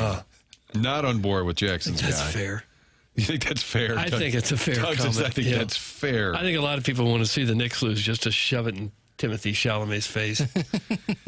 Guys, how many catchers do the Knicks have on their roster? Not enough. That's from Mongo. It's a great question. Not enough. You know, a lot of Stop. skinny guys, you know, not built to squat post dish. Stop talking about basketball. That's from the Veiled Prophet, and it was We'll talk written. about what we please. It was written that way. Yeah, I don't know what to tell you. Jackson, when you feel more uncomfortable sitting next to Fat Joe or Timothy Chalamet, which one, I guess, maybe you'd be excited? I think I'd have a better conversation with Tim Chalamet than with than Fat Joe. Yeah. Is he the one who did the Yankee game that did. got a little awkward? Correct. Didn't it go was real terrible. well. The anthem? Was it a No, it sing-along? wasn't an It was like a anthem. sing-along thing? He sang, I'm all the way up, and it was just, it worked. Do we out have for audio him. of that? I remember we played it. Yeah, on I'll pull it up. And we still have drops, but in Jackson's defense, Tim's out. He's in more of a co-hosting role. So that's a preemptive, Jackson, before they start pounding on you. But yeah, Fat Joe, I think it was more Fox who had this idea that during the game we'd have a little sing-along. So I would say in his defense, maybe it wasn't even the execution, it was the idea itself. So text in. I got a 15-second ad here, so you're going to have to give me a second. Well, look at me stretching out for you. Didn't have to behind the curtain with Jackson Bennett Burkett. Stiefel Studios here on TMA. It's the Polos Plus dossier that tells you can get involved on the show. We have the Air Comfort Service text inbox. Or Doug, should we open the phone lines as well on this that's beautiful, dangerous. beautiful Wednesday? Boy. Summer's taking hold. It's June 10th. We got hot weather out there. Doesn't it feel like summer now? Boy, it did yesterday. It's taking hold. Boy, howdy, was it hot yesterday. Our weather had been really perfect, darn near perfect for a couple months. And yesterday was a Kind of like Sahara the heat. Desert I don't like the heat, but type of day. just St. Louis summer, it's not the same unless we get this. Yeah, I feel like one of you could tell us about Design Air, who sponsors Email of the Day. Well, you know what? As hot as it was yesterday inside the home, it was nice and cool. And I can say that because we've worked with Seth Goldcamp and Design Air Heating and Cooling, had a new HVAC unit installed last fall in time for winter. And now the benefits of summer, it really is unbelievable. When you get the new technology and when you meet with them and talk about all the different options, find out about the quality of air in your home, things, the ducts and just things you don't think about until they sit down, go through the process. The installation team, awesome. Service after the sale, awesome. That's what Seth has tried to do, is maintain the family's reputation. It's a fourth-generation family-owned business. Design Air Heating and Cooling. They've been around St. Louis now for more than a century. And as technology has changed, they've adapted, but the same thing is true to make sure you're happy with the service. That's why the team of employees are so important, and we talk about it. We joke about it. Doug makes weird references to them. I would never do that, but the fellas that come out do a great job. Awesome employees. Designerservice.com is where you can sign up for a maintenance plan to make sure things are running year-round. Designerservice.com. Support the sponsors, and that's the longest-running sponsor on TMA. Papers, what do you have?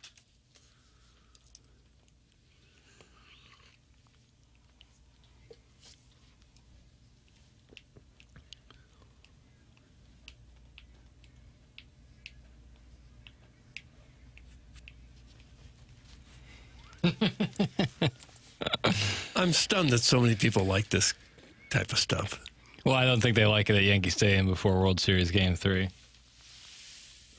Some of the Yankee players are head bobbing. Jazz Chisholm, big fan. But yeah, He was the one guy. they pan every time they would pan to the crowd during that video of Fat Joe performing. They're all just looking confused at What's it. happening here? It's just the wrong venue. Well, that's what I'm saying. I don't even blame him. I blame the idea. Yeah, agreed. It's just a bad venue for that. Since Martin says Piddles isn't capable, KG drops. I didn't say you weren't capable. You're just being pulled in a lot. Well, it's like, what do you want me to just like ignore you guys, and then it's two people talking, and I just sit over here. Let's have a little drop fest because oh no, he's mad. Oh boy. Well, no, but if you do a little drop fest, then that kind of buys you some time. Okay, I know. No, I'll do it. Hit play. Okay, I'm sorry. You're not just a There's little. a storm a coming, boys. See? But I don't like doing this because I'm going to play something I shouldn't play. What does that mean? It's too whatever. You know, I It's a saw naked guy lying in his bed, I think. Brian Huffman. Well, St. Louis sucks. Hey. The people in St. Louis suck. Hey, stop it. Make it happen, Mosaic. You don't have to worry about what you say because no one's listening. Oh. Hey, Doug, everybody's tired of you bitching about your job. Don't hate the player, hate the game. Nice Let me drop. ask the plowmaster this. Technology and stuff. There you go. Okay, that was Outstanding. Paper nice little C? symphony. He's a stick, Drops. He's a stick, eh? Big Wall would be fun to get back on. Always love talking over with Big Wall. Talk to him in a while. That was great. Thank you. I'm sorry I didn't mean to put you on the spot. No, it's okay. I just know how these texters are. Well, I don't care. Who cares what they? Whoa. No, but seriously, They're our like, lifeblood. no, Our show, I'm not not gonna theirs. stop doing what I have to do for my job so I could play Brian Hoffman saying there's a naked guy in the bed. Right. Pay him no never mind. I got damn work to do. Big Walt's probably very busy, too. With the draft coming up. The draft what is he did? coming up, yes. Scouts all over the world. He's the director of player recruitment. He gave me his business card one time. He said, "What do you think that means?" And I said, "Mike, I don't know. It's your business card." That was great, Paper. I'm sorry. You seemed stressed now. You were doing just I'm fine. I'm doing fine. I'm doing fine. I assume, Doug, over the last couple of days yesterday Tim was out, I was out, and the text line was very forgiving, I'm sure. Oh, who cares? Again, it's like, who cares? Yeah. You're best off not to read the text line at all. I've been on the program 5.5 years. There's been I don't know like the exact number of days Tim hasn't been here, but literally every time Tim hasn't been here, the text line looks the exact same from KFNS, from HD2, the 101 ESPN. It looks the exact same. This show sucks. You guys suck. Where's Tim? No drops. Boo boo boo boo boo. Yeah. Always been the same thing. Boo. So why it's just Let's start blocking people. When the weather's the same every day and you don't bring an umbrella, it's on you. When the weather's the same, you don't bring an umbrella, it's on you. It's on you. Yeah. Packer Dave, I think Jackson does great work. This isn't me. Like I don't need. I don't need people. I don't need people. No, I don't need that. It's not. It's just. It's same. Jackson DC says I like drops, but see that's what as do I. But the seasons, people, things change. We got him. Adjust. We got him. He's down for the count. That's from Brian Henson. Okay. You're not down for the count. No, it's cool. You guys talk it over. Landed a little jab there. We went the whole package. Why don't you guys have Jackson do Jackson's job, and then Kurt can do the drops? Doesn't work like that. It simply doesn't work like Doesn't that. work And like I think that. people are like in years past, we've had producers and board ops, and now it's all kind of in one, and it's so. It would be nice if it did work that way. So Okay. you didn't have to keep swirling around and doing. Yeah, there would be, but There that's was not a how it time, is. the old 590, they put a board in front of us. Yeah. And Tim will remember these days where we had the drops. It was so awkward, Doug. They'd say, "Oh, wow, that reminds me of that time that Will Clark said, this," and you'd hit the button and it would be the wrong one. There's a skill to it. Papers has got it. Kurt's got it. Stedman had it. Hall of Famer. Yeah. Jackson, we love you. Doug, on the other hand, still up in the air. That's from the 314. That's fair. I think Libby Jack does some great work. I appreciate When the he does compliment. his job, that's Whatever, from it's Dale in fine. Groveville. The fact that I'm doing my job is precluding me from doing the drops. So there you go. People don't think you're doing your job. Yeah, right. Because all I'm to do is to play Francesa drops. That's Guys, is this a what good they hired time to me call for. in? Yes, always. Mr. Mudjack Mike. It's a great time to break. We are behind. Here's How me can doing we my job. possibly be behind? Because you've taken 2 breaks. That's how we're behind. Well, the last one I went to a break, and then 10 minutes later I realized we didn't go to the break. Shall we take a break? What do you say? It's time for a break, Skip. All right, Teammate, brought to you by Brown and Crouppen.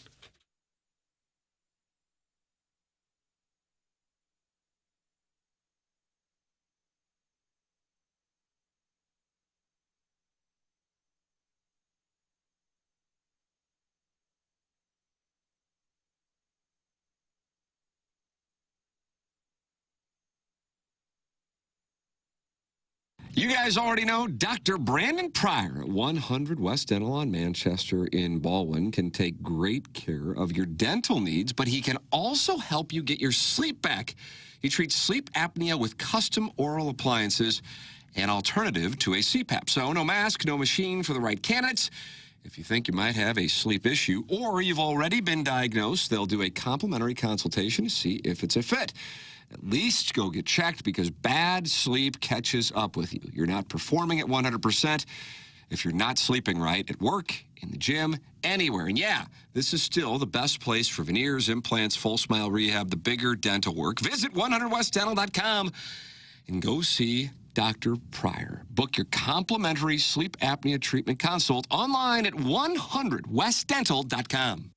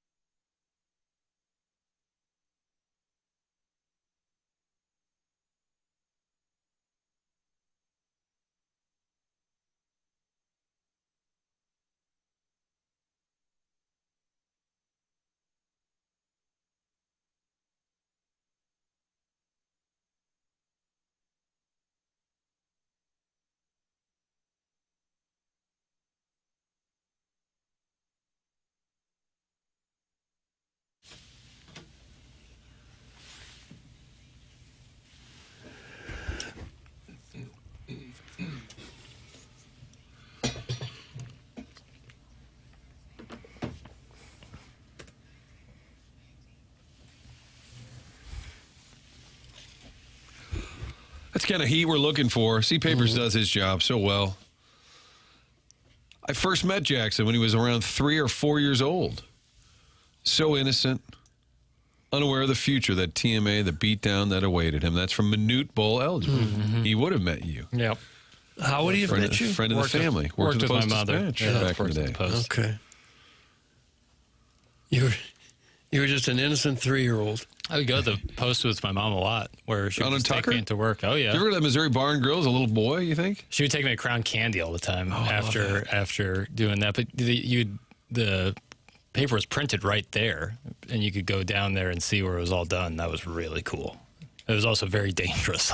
So you had to kind of have your wits about it. There's a lot of big machines smashing up paper and stuff. For a little kid, it could be dangerous. But, I always had my wits about me. Okay, even as a 3-year-old? I'll try to. Always had my wits about me. I never went to that Missouri Bar and Grill. I don't know how I've never went. I don't even think I've ever heard of it. Are you serious? Yeah. It was right across from the Post-Dispatch. Guys like Bill McClellan would camp out and tell stories. Yeah. My mom left there in 07 or 08, so I was pretty young when she... It was kind of an iconic. Doug, did you ever go there? Missouri Bar and Grill? Really? No. I think even some people would go there before like a Rams game because it's kind of close to the Dome. Guys, is JR going to do a regular Wednesday spot after filling in yesterday? That would be like a Festus taking 2 showers in 1 week. That's from the 217. Gosh. Martin, they said that when you were sick this week that you came down with the Festus. You had a case of the Festus. The Festus? Yeah. What exactly is that? Yeah, just the illness, I guess. Whatever you had, that was it. Yeah, it's the Festus. How was JR? Great. He gets the show. That's He's a why gamer. Perfect. Appreciate JR being here. So yesterday, right around this time, we had just wrapped up with Josh Schertz 10, 15 minutes prior. I brought up Stanley Cup Final, his thoughts after a thrilling Game 3. He gave me about 2 minutes and then said, is Larry Nickel on hold for the WWE recap? Wow. He wanted to go to the WWE recap. He wanted to stop talking hockey. There's a guy who gets the show. He gets the program. I like that Martin reads positive text. Tim would never. The fact is the show is good. That's from Ed Time? Okay. Brothers Time. We got a compliment. Papers, we love you. That's from the 618. God bless. I appreciate it. I'm fine. Are your Tam Avenue bar appearances now being greeted? Are they, Papers? People are always out. Oh, wow, Doug. Showing love. I'll be darned. People are always out showing love. Jackson, you might need a support dog. Oh, wait, he hates dogs. Never mind. That's from Generational Ignorance. I don't need any support animals. Not an animal, not necessarily like a pet guy. No pet at all. Never had a dog. Nope. Afraid of dogs. As a young child, I was afraid of dogs. Yeah. No longer afraid, just have no interest in owning one. Huh. What about a cat? What am I getting out of that? Ferret? Yeah, I'm with you on the cat. Ferret. I would truly rather live in the earth, like what? Rather live where? Under? Like bury myself in some sort of hole. Rather than have a ferret? Yeah. Man, I couldn't sleep at night. No, how could you? And the smell that would. You ever had been in a room with a guinea pig or a hamster? Yeah, it's sure. awful. It smells terrible. Imagine a ferret. I've never understood kids that have guinea pigs, hamsters. They're ugly. Like rodents just spinning on a wheel, staring at you. Wake up in the morning. Stink. I grew up with a kid that had a ferret as a pet. Yeah, probably not pleasant to go over to his house. No. Hell no. I had a couple hamsters when I was little. And you like those? Fine, yeah. But what the smell? I didn't notice the smell too bad. Oh, it stinks. Bad. You guys were talking World Cities yesterday with good food stuff. Yeah. On ATMA. Sure. And you were hitting some of the spots in South America, but you never brought up Quito, Ecuador, where hamster and guinea pig are a delicacy. Ugh, I'm out. Is there even enough meat there? A lot of work. People eat squirrel. People eat squirrel. People who are desperate would eat a squirrel. No. Yes. You don't say, what's for dinner? We're going to have a burger, we're going to have some salmon, or we're going to have squirrel toe. Nobody says that. I got someone family adjacent who's a great squirrel hunter. Family adjacent. Yeah. And they eat the squirrels. Oh, for sure. What part of the squirrel you eating? Whatever. Oh. There's the wide receiver for the Panthers, Xavier Legette. He's from South Carolina, and he talks extensively about how he loves eating raccoon. Oh, God. God. And for Thanksgiving, they have raccoon. That's their Thanksgiving meal. Part of it, yeah. You interested in having some raccoon? No, Doug? I'm not. No. How do you know that what you're eating is not going to kill you? Like with Well, illness? I mean, with pigs and cows and chickens, that stuff's all kind of regulated. But a raccoon and a squirrel wouldn't be. You don't know what you're eating. You just probably have a little more sandpaper in your game. Oh. You don't necessarily need the USDA to stamp your raccoon to say I'm going to eat it. Listen, you high society individuals, I'll eat raccoon ass before seafood. That's from Buzz Killington, 69, 1.6. I'm not a seafood guy either. Oh, I love seafood. But not this octopus that Tim's eating. I don't need a tentacle in my mouth. Yeah. Guys, squirrel is delicious. That's from Mongo. A lot of people say it's really good. I feel like a guy named Mongo might eat squirrel. Yeah. I'm not judging Me those who eat eat squirrel. Guys, I had ant fried rice in Denver one time. Ant? Oh. And Oh. Probably high in protein. they do eat crickets are a big thing. Seattle has something with like a cricket. There's some sort of chili dusted cricket dish. I've had that. It's not so bad. Why? I did it when I was teaching. We had a little assembly, and Like a pep rally deal? Yeah, senior had to put on a show for the kids, and I took down a big handful of salted grasshoppers and crickets. Oh, God. Was it real crunchy? Yeah, if you wouldn't have known, like if you were blind doing that, you would have just thought you were eating some corn nuts. The kids loved it. Oh, yeah. You ever get corn nuts at the gas station? You have a road trip, see corn nuts? I don't see anyone ever getting corn nuts. No. I feel like you're chewing on some bolts. They're like just going to break a molar off. But I do like combos. You ever have some pizza combos? That's going way back. Those are good.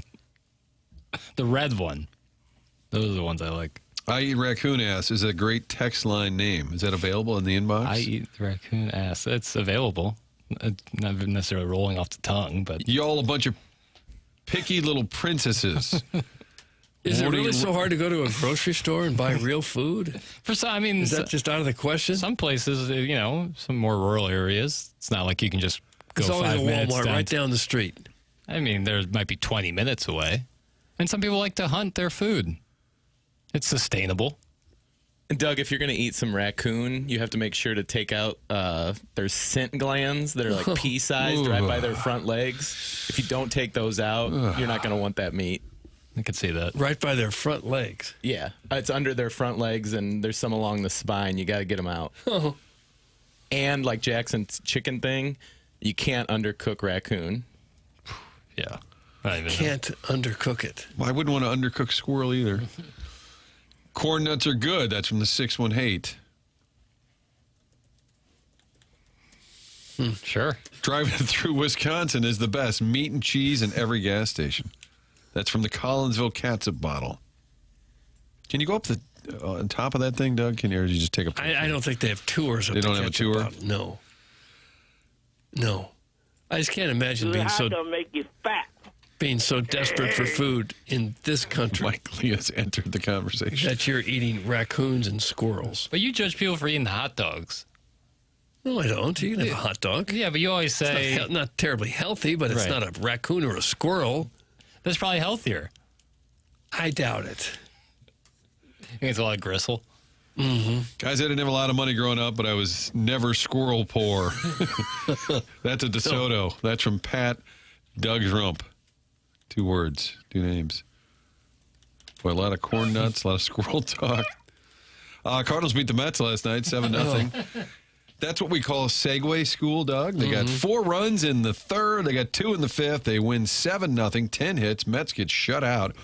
Dustin May gets the win. His win total is low, 4 wins for what it's worth.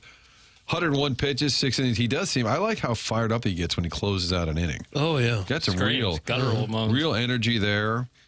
And probably is, and even though he's not old, he's like, what, 28? Yeah.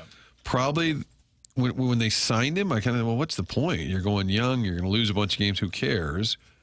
But around some of this, younger staff, probably is good to have a guy who's been on the Dodgers, been around a little bit. Yeah, a little bit of Probably that salty veteran kind of vibe, even though he's not that old. Right? Yeah. Has a little bit of that DNA. You know, Probably you're a is very young helpful. team when your 28-year-old is a salty veteran. Salty vet. right.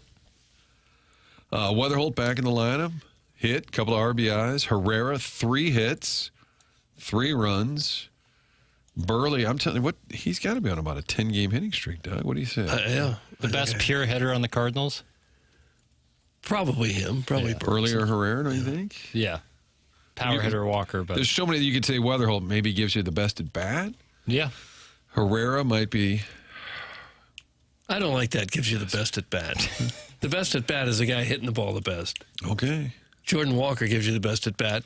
He's hitting 301 and he's near the league lead in home runs and RBIs. To me, that's a better at bat. How about in February if I said Jordan Walker is going to be an all-star? I'm like, Yeah, probably a okay. starter. Okay, Johnny Cardinal. Nice. You get your DeWitt seats for that one? Like, nobody. Did anybody have a positive projection for a guy? He's now on pace. 41 homers, Doug. 122 RBIs. It may not happen, but still. He's going to get to 30. 30 and 100. If you had said 30 and 100, you would have been laughed out of the 3-1-4. I'm trying to see who would start over him as an outfielder in the National League. And I don't James really see. Wood with Washington, maybe.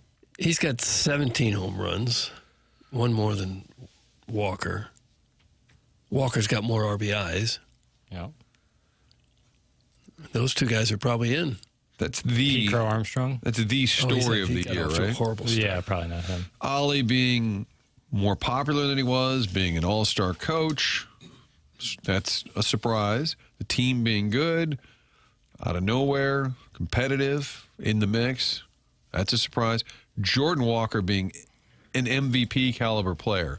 Absolutely astounding.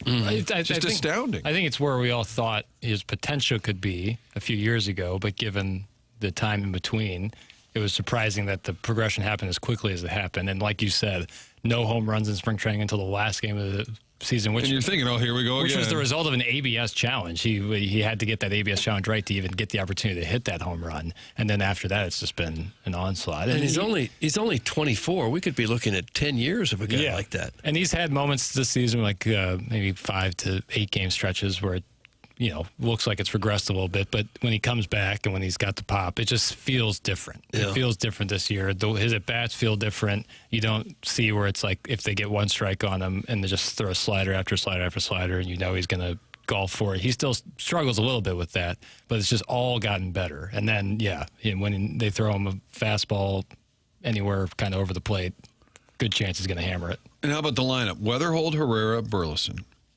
Walker, Nootbaar, Wynn, Crooks, Gorman, Church. Doug, what do they have in common?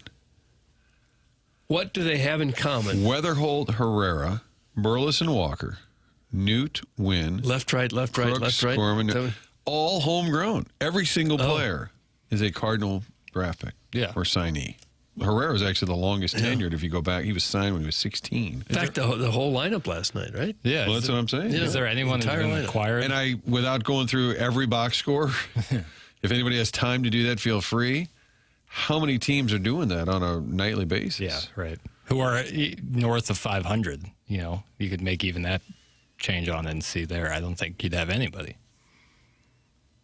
And your one big addition who's making, a fifth of the payroll, Dustin May, has been coming through. 6 innings. He had 6 strikeouts. And for the most part, Cardinals haven't been walking people. Yeah. Although the White Sox would probably be a As far decent as comp. surprises? Surprise in team For sure. composition. A lot of homegrown. Boy, a good surprise guess would be LaRussa, so we could ask him about the White Sox and the fact that he shouldn't have been wearing the number 10. He had no right to wear that Had number. no Did he wear business. it? Did he wear it with? Very selfish. Did he wear it with the White Sox too? That's a good question. I think it was his number when he played. He was actually a high school phenom. Yeah, he's a bonus baby. One of those guys who got And he so just- much when they signed, he had to go straight to the major leagues. And he just didn't cut it. He wore 22 with the White Sox. Another great number. It's taken up by a manager. He was 10 with the Athletics. Oh, just saying. A little selfish. Wow. I would guess the manager would get What is first pick. What do you call it? A dangerous take? Yeah. Why would the manager get first choice? Well, he's kind of in charge. Leaders eat last. You should let everyone else pick their number, and then you take whatever's left. Leaders eat last, Doug. Huh. Didn't Tony wear number 10 because it was symbolic of wanting to bring the 10th championship here? I believe so. They had won 9 when he took over, and he wanted to be reminded that they wanted to win 10. Well, I don't like But that. he also- I don't like that at all. But he also Like the promo team got involved with him, the marketing department. But he also wore 10 in Oakland, so I'm not Did he? sure. Okay. Yeah. All right. Well, then, But he did say you want to win 10 and 10, bring this franchise their 10th. Yeah. Then they got 11-11. Okay, we're out of gimmicks. Okay, I got to go. Yeah, Wait, I I retire. can't top that. That's about as good a gimmick as we can How get. do you think he would react to an interview request where we're telling him we're going to criticize you because you wore the number 10? Dress him down. Who do you think you are, mister? There's a bunch of real dumbasses on that show. But if you were anything that's self-deprecating he would agree. Yeah. That's a great point. I had no business. Well, if he was on that Sunday show on KMOX, would he just agree with anything? Oh, no matter what. And Ron Jacober couldn't wait to. Well, that's a terrible. Tony, don't even answer that. That's a horrible question. I apologize on behalf of Cardinal Nation. No, as Ron, it's a great question. He would always step in and what was the question again? Well, they want to know if the guys should start driving tractors to understand the Midwest better. Yeah, that's a really good point, man. We're going to talk to Walt about it later today. And no matter how absurd, that's how the whole thing started, because I would hear these conversations, crazy, I've been a season ticket holder since 1942 kind of thing. Right. And then Tony would give it total merit and say, that's a great point. We're going to look into that. Tony, I got an idea. What if the guys stop wearing shoes? Yeah, that's a great point. And Ron would just try and clean out the clutter. No chance. But when we have him on, we'll say Jackson had a dangerous take. Yeah, I don't know even how to approach it. It's just what's done is done at this point. Yeah, it's probably too late to go back. And again, done is done. That is 100, the Tony La Russa 10 story. He mentioned it in his book. Also, Piddles, your shoes aren't big enough to criticize our Hall of Fame manager. That's from Sharon and Clayton. Ooh. It's not necessarily a criticism. Shoes aren't big enough. It's not necessarily a criticism of him as a manager. It's just, it's really, when you look at it from a bird's eye view, it's odd that managers, as Chairman Kurt said earlier, have numbers or wear the uniform. It's just all kind of antiquated, which I get. But now, I wish I could see a great player wearing 10. Hey, Doug, that genius Jackson thinks 44 is a lousy baseball number. Has he ever heard of the Hammer, Hank Aaron? Yeah. Or Willie McCovey? Reggie? I just don't think it's a great, for a position player, it doesn't look great. This is where I'm at. I get that some greats have wore it, including one of the greatest, if not the greatest power hitter of all time.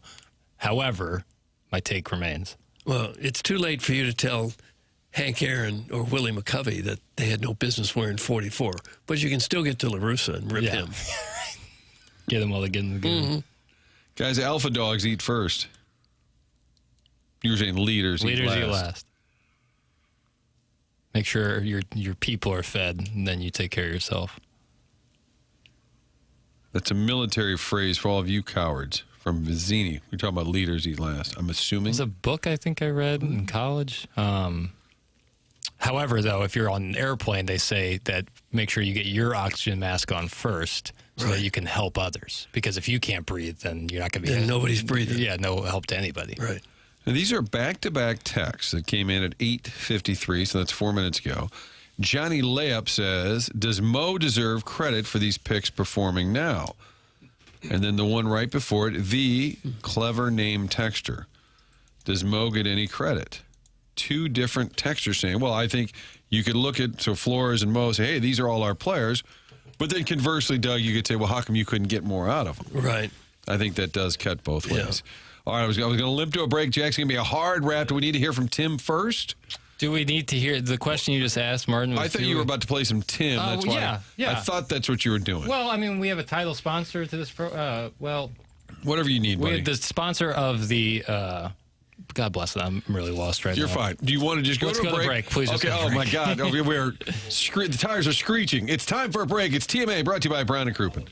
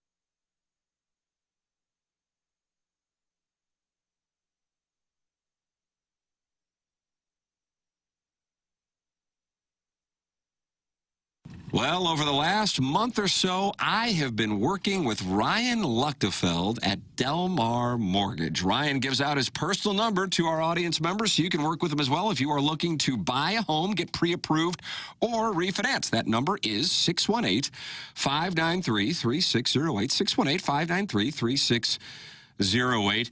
Ryan's been doing it for 22 years in the mortgage industry, and he's been with Delmar Mortgage for 13 years. Delmar Mortgage has been in business for 60 years, and they are family-owned and operated. Ryan Luchtefeld can help you out just like he is helping out me and my family. Personal local touch, but with all the necessary technology to make the process smooth and easy. Pre-approvals and fast-track options that will make your offer stick out to local sellers and listing agents' closings in as little as 2 weeks. That's Ryan Luchtefeld, DelmarMortgage.com, 618-593-3608. That's 618-593-3608.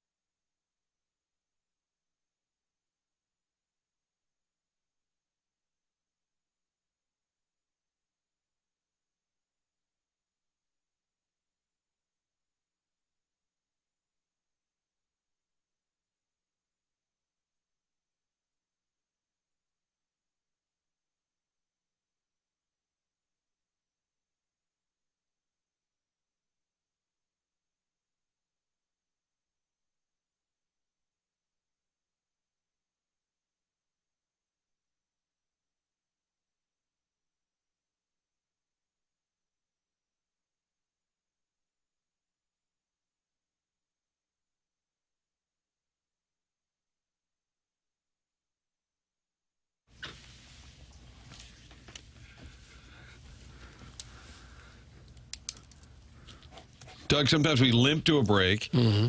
Sometimes we do a hard pivot. Oh, I would think, yeah. Into sports talk. And as soon as we just started chopping up that Cardinal homegrown lineup, immediately the text said, that's enough. Get back to the vermin talk. Okay. You just can't win.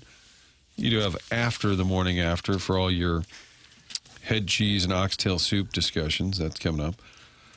Have you had some vermin in your house? Yeah. Get a lot of mouse in the garage kind of thing, but in the house, it's like a vermin. You've had actual what, like raccoons? Raccoons in the my attic, God. yeah. Yeah, 5 of them. Oh, my God. Whole family. What do they do? Do they capture them? They don't shoot them dead in They the capture them. They put a trap There's a job. on the ground right next to the tree that they use to climb up onto the roof and then peel part of the soffit out so they can get in the attic. But they go right in the trap. They went right in there, one after the next. Nobody really knows Not what like they when do you with call them. me a boy pig. No, I've heard they teach them to swim, but they don't learn. I guess some say they drown. They take them and drown them. Or it's hard to believe that they take them way out in the woods and release It's them. not 1967 anymore, Doug. No, it isn't. What was the context of that? Who Do you can remember? know? Who could know? It doesn't matter. It applies to it's so a much. gym. Was that pre-gift card? Was it post-gift card? Sounds pre to me.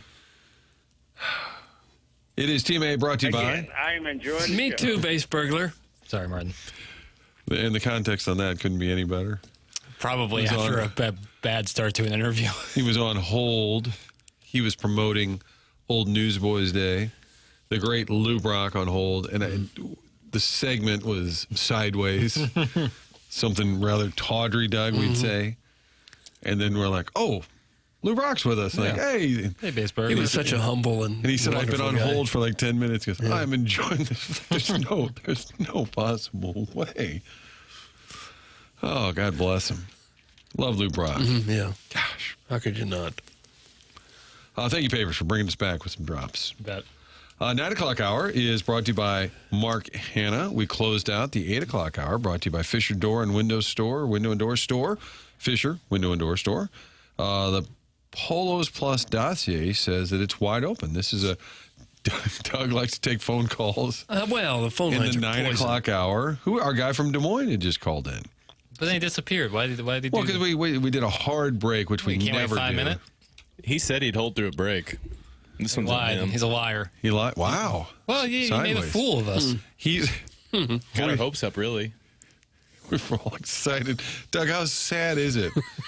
We get all excited because somebody called in. Oh, wow, the phone's ringing. Look, Dad, the phone's ringing. But you're welcome to call in. And, Jax, what's the number to call in? I should know. 314-974-0101. 974-0101. That's the Callier and Thompson phone lines. How about that? From the Michelob Ultra YouTube chat, we need a Rich Gould call in. Badly. We need an Uncle Rich update. He was texting me last night. He really likes that Vegas pregame hoopla. Oh, really? Yeah, I won't say everything he said, but he thought it was better than what we have. This isn't a dangerous take, but it's Okay. a take nonetheless. One of the worst uniform matchups I've ever seen in the Stanley Cup Final last night. Truly dreadful. The Vegas Golden Knights should be ashamed of themselves going out in those Dijon mustard and slate gray uniforms. Those are terrible. I thought Carolina uniforms are kind of generic. The Hurricane, the way that they design it, where like it's black on the inside, you can barely tell that it's a Hurricane. It just looks like a circle. Yeah. And the red helmets look dumb, and the shoulders, it's so unappealing to look at last night. At least the Vegas uniforms are a completely different color scheme than what you've seen before. But I think there's a reason no one else dresses like that, because it looks stupid. It looks bad. The mustard colored gold looks bad. That's a dangerous take. No, the Vegas. It's much more a take on Vegas's uniforms. Those are just awful, and the logo sucks. Oh, it frustrates me because I think we're getting. It really frustrates you? I'm mad about the it. logo is a golden knight.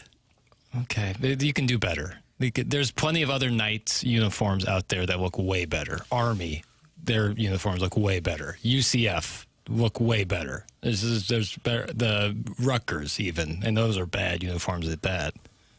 You can do the Knights better Idaho, than that.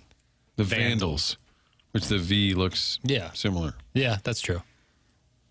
I really dislike the VGK uniform. Where's a Golden Knight anyway?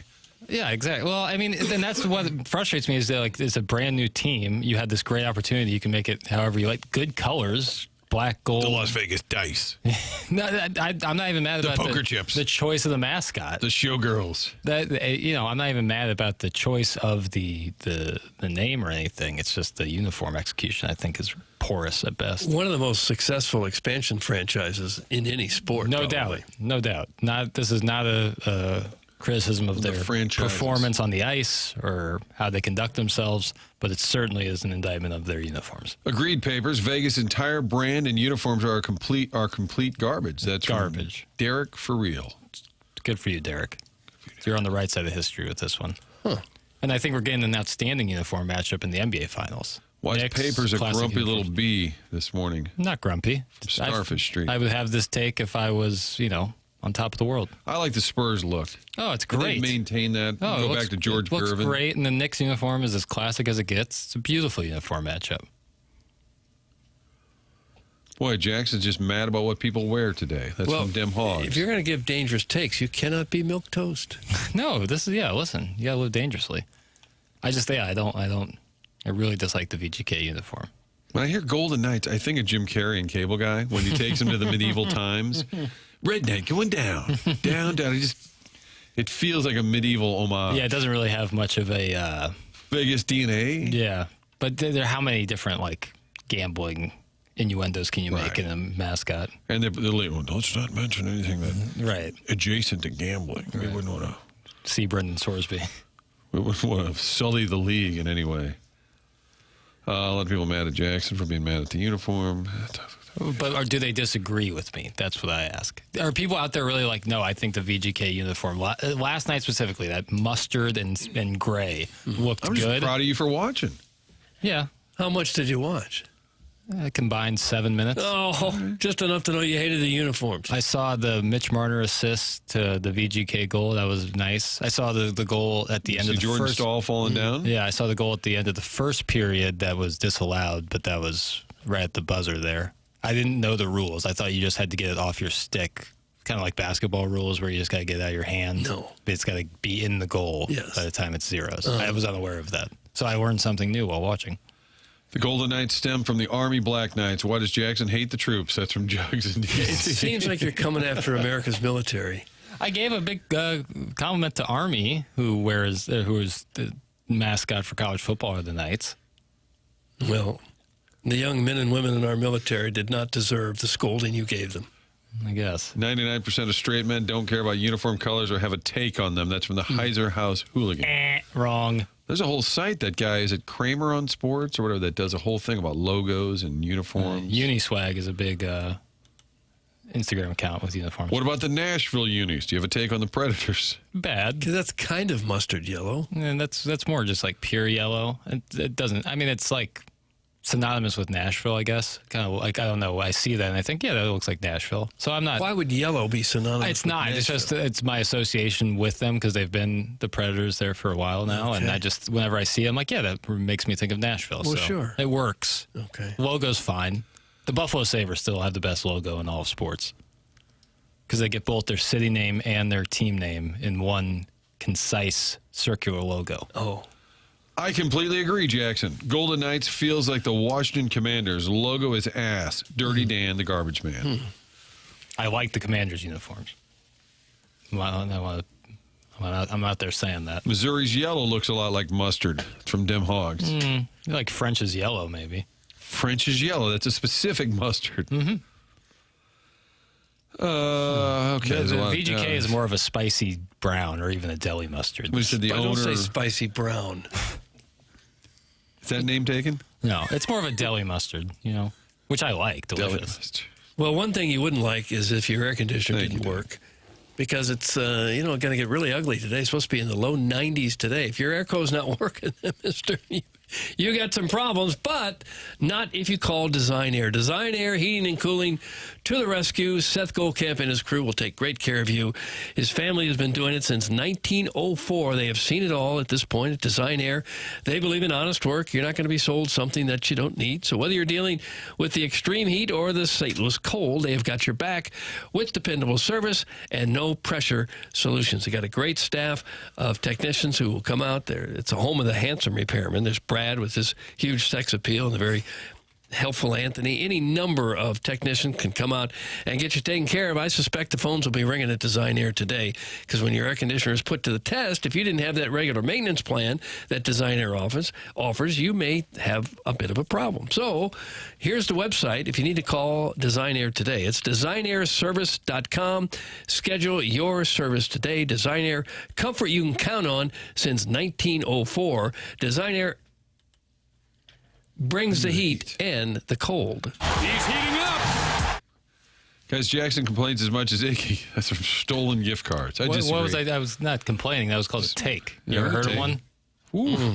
God, now you're getting snippy with I'm us. not complaining about the uniforms. Complaining to me that I wanted to see something changed. I don't care. I'm saying that I think it's a bad uniform. VGK's all white sweaters and the kit are the best in the game. Their all whites look real good. That looks good.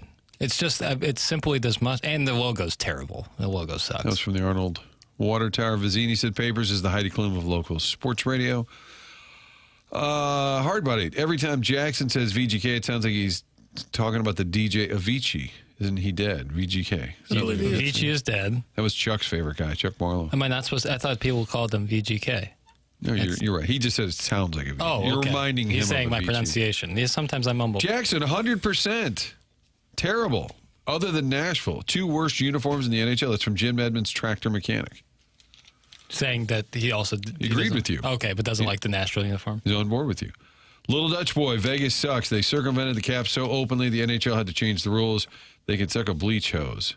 From the little correct me if I'm Dutch wrong. boy. The first year of they went to the Stanley Cup Final the first year of their existence, right? I believe it was the first. Yeah, I think that's right. That's probably... It's like, oh man, we kind of messed this up. Yeah. But I don't know. Original jerseys were better. That's from Artificial Unintelligence. I mean, the classics are always going to be, to me, better. But there's new uniforms out there that still look good. Like I like the Seattle Kraken uniform. I think they got a real cool look. The expansion rules were very much in Vegas's favor when they came into the league. Right. But I think that makes sense for the league. to allow expansion teams to have success early, to capture the fan base right away. Well, give them the have- opportunity. Be a hockey town forever. It's never going to be like you're not going to gift somebody an appearance in the Stanley Cup Final, but you can give the opportunity for them Right. to be better. I expect that helped the Blues a lot, and St. Louis is a hockey town. Going to the Cup Final. The first 3 years they were here, they went to the finals, and that didn't hurt anything. Craig, would you say you guys should be bullying these hoes? Oh, It's fair. Bobby Big Wheels, this is the only hockey take I'm going to support Papers on. Vegas had a blank slate and dropped the ball. Yeah, exactly. That's why I'm more That's why upset it than bothers you That's why more. it bothers me more than anything is that like you get like this. It's not like you've been like saddled with a bad uniform. I would say Oklahoma City Thunder same way. You got this fresh start, and I don't like their uniforms at all. Mizzou basketball during the Paulding Johnson era had the mustard unis. I kind of enjoyed how ugly they were from Golden Hoosier Shoe. The worst. I don't know how you guys remember this. The stuff worst about unis. use of yellow or gold in any case to me was always the Rams pants. I thought those were just awful. When they would wear the blue top and the gold, the When they bronze switched pants. unis, Yeah, after 99 they switched. post Gray Show on Turf, pre going blueberry, they wore the gold kind of bronze pants. Yeah, kind of Notre Millennium Dame-ish. gold, I think is what they called it. Looked terrible, in my opinion. But I thought the whole Reebok era of the NFL looked really bad. and then Kevin Timoff told us it would take like 5 years to change Yeah. uniform colors. Yeah. You ever And guys? then the day they moved to L.A., they seemed to have a new uniform. Yeah. Do you guys ever have one of those like Reebok NFL uniforms? The material was made out of was like satin. It was just dreadful. Not fun. Not good to wear. It was a huge improvement when they made them switch over to Nike. Huge improvement. Guys, enough with the sports. Where's JR on the potty talk? Is JR doing potty talk? JR was kind of leading the charge on the potty talk, if we're being honest. It felt like he was freed up yesterday. Really? Yeah. I loved it. Off-season JR. Cuffs were off. Yeah, off-season JR was in rare form. Guys, the Kraken did the Blues dirty. That's from the St. Lunatic. That's from the Because of Michelob Vince Ultra Dunn? YouTube chat. Is that because of Vince Dunn? He's the only guy I can think of that went Blues to Kraken. Because Schwartzy signed there, right? Okay. Oh, yeah. Okay. Michelob Ultra YouTube chat. Air Comfort Service text inbox. Phone lines. Callier and Thompson. Be involved. Get involved. Yeah. It's a Wednesday edition. TMA. Tim is out. He's under the weather. Nobody's asked yet for his home address. That's typically, Doug, what happens. They want to drop off food. Mm-hmm. I got to tell you, I didn't eat for like 2 days. That was the best thing going. Really? Yeah, nothing sounded good. They had some Lion's Choice sandwiches in here yesterday. Really? Yeah. Yeah, Doug fattened himself up for the slaughter I during found the Strode one. program yesterday. Well, they just randomly stop by, or did you guys pick some up? They're in the employees' Yeah, I lounge think they do some work here, partnership with the station, Okay. some form or fashion, and there's a couple sandwiches in there. Doug had himself one. I did. Did you take one home too? No, there were none left. No. They Your go briefcase. fast. You got to get there in a hurry. Open up your briefcase, just start throwing in roast beef, ham and cheese. horseradish sauce flying out. You got to be careful though. Somebody does lose. I probably lost like 5 pounds in the last 2 days. Literally I was outside yesterday too, just sweating bullets. But if you go up to Benji Molina, it was the opening day. I said, God, you look great, Benji. I said, you lose a bunch of weight. Oh, yeah, I've been diagnosed. I've got a form of diabetes. Jeez. Oh, well, you still look great. Yeah. Looks good on you. Other than that, how was the play, Miss Lincoln? Chris in the 515 has called in, and I believe he was mad at Papers because Papers called him a liar. And he said, I don't have time to be on hold, is what he said. I believe this is pardon us. I believe this is Chris from Des Moines who was on hold but had to run. I don't remember what Papers said, but then he did. So, Chris, are you Griff 2 on the text line? I am Griff too, but I'll just give you a heads up. I'd really like, I've asked Papers multiple times, really like to switch that name to Fastlane, the texters, you know. Okay. It's something they use on the afternoon. I think it's pretty cool. Anyway, the first thing I've got for you today is I'm suspending Doug. I'm putting him in the suspension log. What is that? He at 9:17 a.m. yesterday morning, twice in 2 minutes, he called Papers a son of a suck ass. No, sack ass. Sack ass. I like suck ass. Sack ass, my problem. But Doug, you understand. So I'm officially putting you in the Griff 2 suspension log. You didn't care for the language? I'm also assessing a 30% tariff, and this will be for a period of 48 hours minimum. It's my suspension log, you. But what was it, Chris in Des Moines? What, you just thought the language is too strong? Yeah. No, not necessarily. I just I don't know the years and I don't know the times. Yeah. From yesterday, but I'm guessing it was yesterday about 9:17 a.m. if you go back and listen to a TMA podcast. So anyway, I'll Doug, you're suspended. Love you, man, but yeah, unfortunately, you're in the suspension log. Doesn't feel very good. It's not meant to. Hey, I sent you guys a picture on. I'm having a hard time. This is the real reason for my call. I'm having a hard time. You know, I'm fever season ticket holder. I saw 5 games in St. Louis last week. Got there on Tuesday or Wednesday. I don't even know what stinking day it is or where I am. Yeah. And we left on Sunday. My silly ass, 55 years old. Now, granted, I'm 5'9", $155 tops. So, but I've got a pretty nice beer belly. So we did the old tarps off. Not kidding you. My 55-year-old ass on Saturday afternoon is out there in the sun doing tarps off.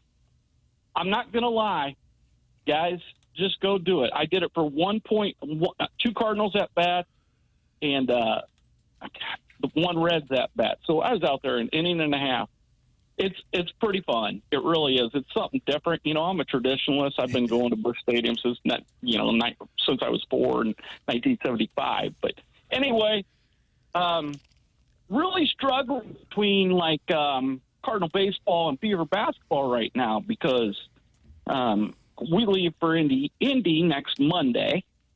We'll be there the whole week. Then we're flying to Vegas for a couple things out there. Get married on June 26th. Oh, you're married. I thought you were married. Congratulations on that. Yeah.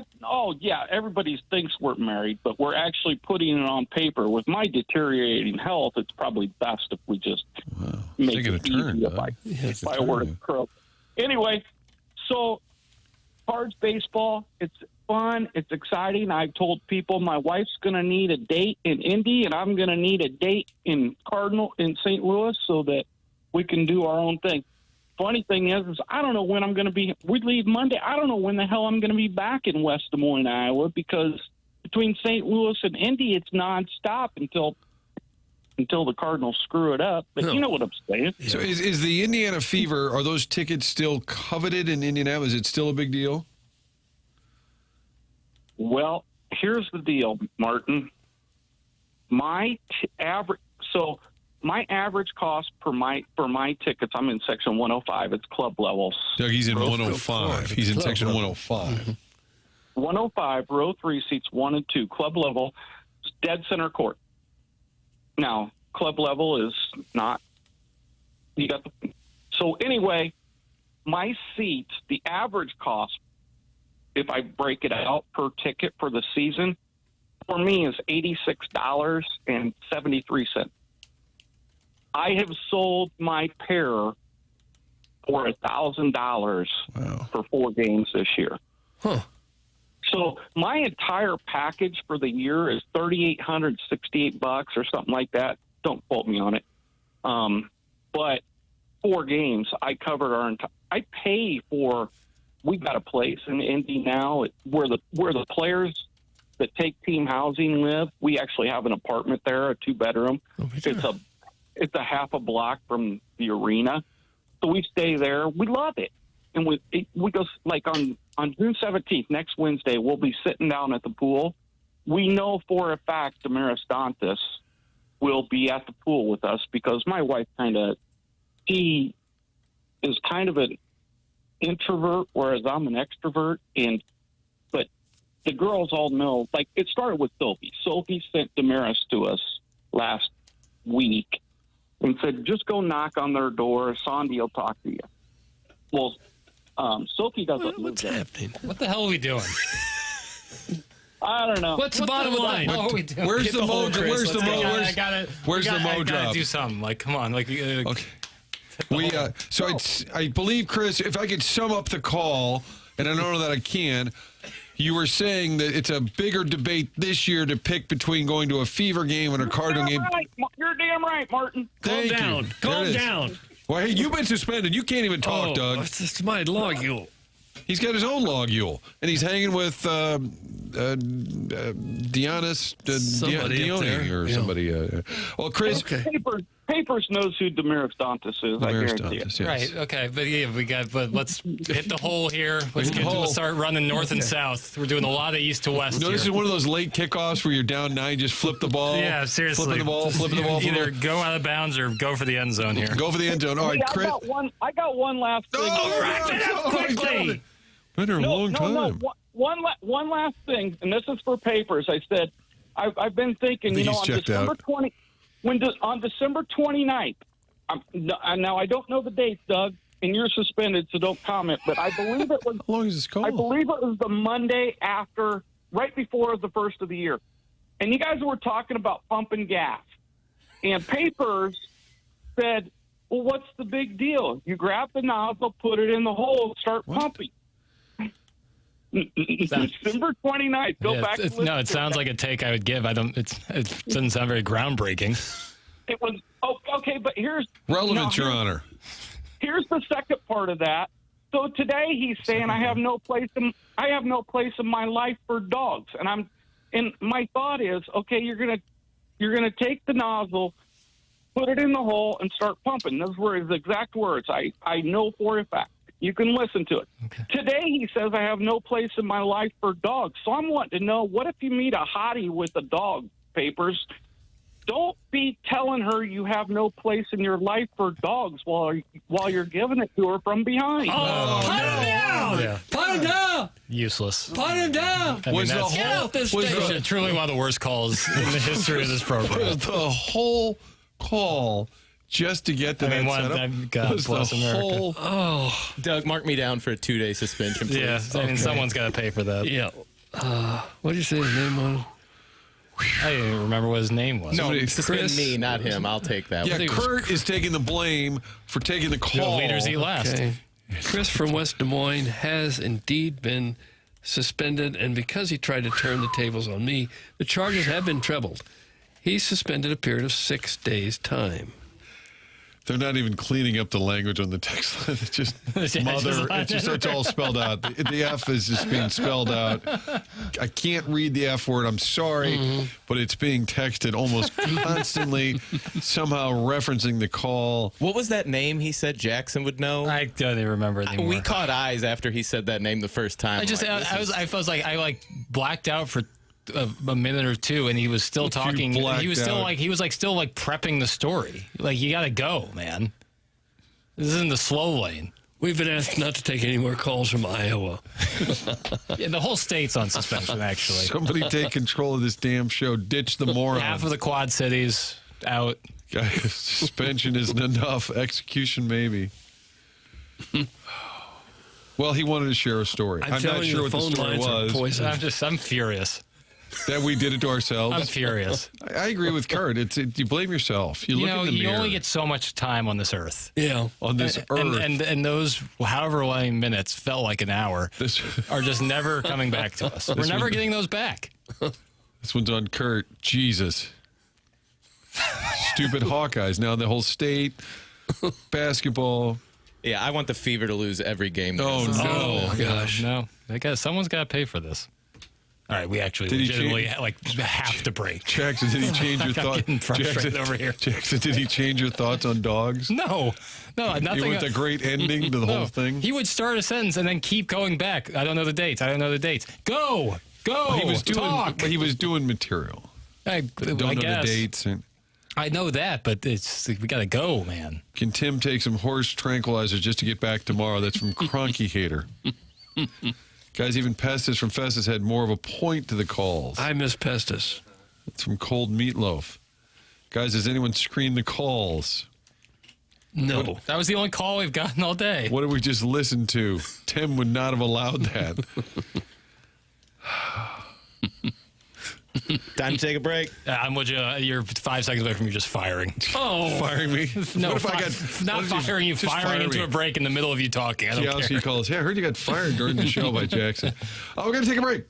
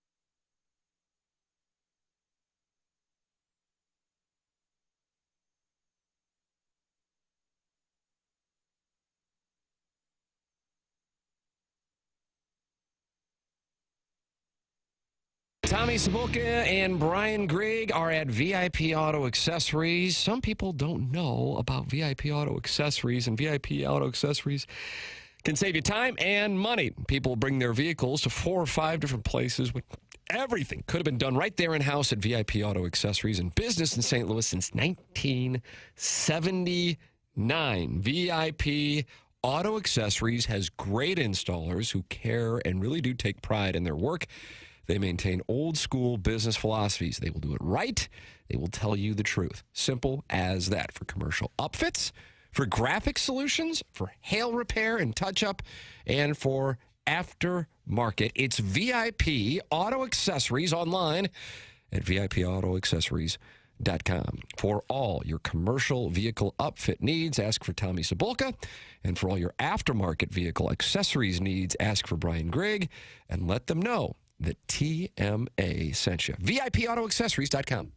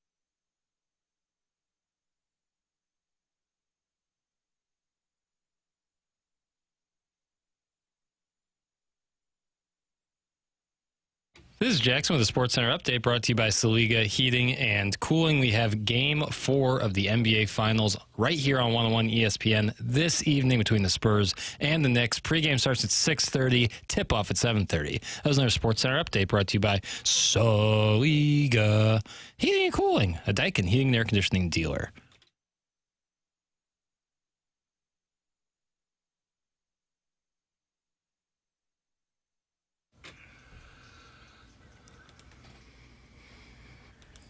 By the way, Chris in Des Moines has issued a statement. What's he say? Via the text line, he said, "Love it. You guys have always enjoyed my calls. Have we? This one was just to free up the texters. I took one for the team." Well, I would say in that regard, Chris in Des Moines, Griff 2 on the text line, it worked. Mm-hmm. Yeah, they consider them freed up. They've been activated. Cards Mets tonight. Andre Palante gets the start. Doug, if you're in the Queens area or if you want to shoot on over there, you can get into that ball game. Tickets as low as $4. Really? At Citi Field. That's, ESPN.com. They'll give you the pitching matchups, and then they'll let you know the get-in price. The only thing comparable, let's see, you can get to the Angels game for $6. Royals for, I bet, all of New York. If you're not a diehard Mets fan, the team stinks, and you're just going to sit at home and watch the Knicks play. Yeah, yes. I would Two biggest markets in the country. You can go to a baseball game there for $6 and $8. Yeah. Austin Warren, the starter for the New York Mets. Not a lot of career ABs against him. Ivan Herrera, 1 for 1, Doug. Got to put him in the lineup. Got to make sure he's out there. Track record. Alec Burleson's 0 for 1, so you might consider sitting him, right? It might be a good time to give him That's an when off he's day. not in the line. People go, hey, how come Burley's not? But you look at the numbers. Oh, he's 0 for 1. And pardon me if this is a dumb question.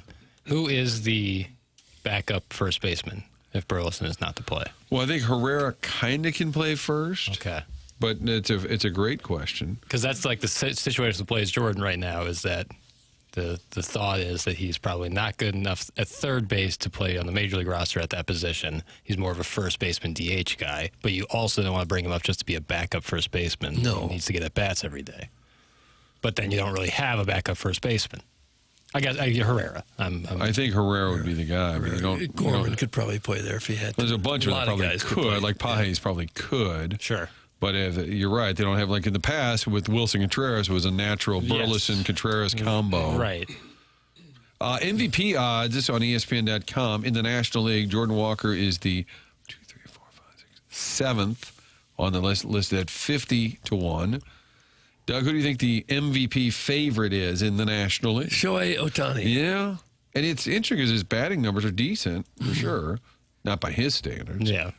But is he the MVP favorite because he's been so good on the pitching side? And wouldn't you just say, well, he's going to win the Cy Young? It's a tough spot because... Are you voting for the MVP because of the pitching? Well, Right. wait a minute, you're already going to vote for him because of the Cy Young. Right. It's like if you're such a dominant pitcher where just as a pitcher alone, you're probably not MVP, but then you match that with, if he has another 30, 40 season, then it's like, okay. Well, if he's one of the top pitchers in the league, maybe the best, and he hits anything at all. That's what I'm saying. He's the most valuable player. Right. That's what I'm saying. You know who else is on the list? Kyle Schwarber, second. I would think. Corbin Carroll, Juan Soto, Bryce Harper, Matt Olson, Jordan Walker. How about that? Boy, it'd be tough to give it to Juan Soto in a year when this team is so bad, although I know with baseball it's not. Well, if his numbers are robust, but right now he has less homers, less RBIs, lower batting average, lower OPS than Jordan Walker. But you like where he's at. And he's getting paid $700 million. I think the number is 765. Whatever it is. Juan Soto. Private suite for the family or whatever it is they like to throw in. 15 years, $765 million, AAV of 51. That's where... $51 million a year. Mm-hmm. He's making less than our guy Kyle Tucker. Yeah, somehow, some way. 60.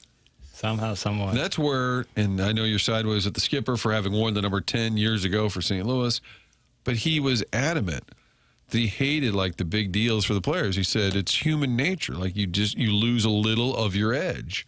Think about every one of these Cardinal players right now. Burleson, Herrera, none of these guys have made the big money.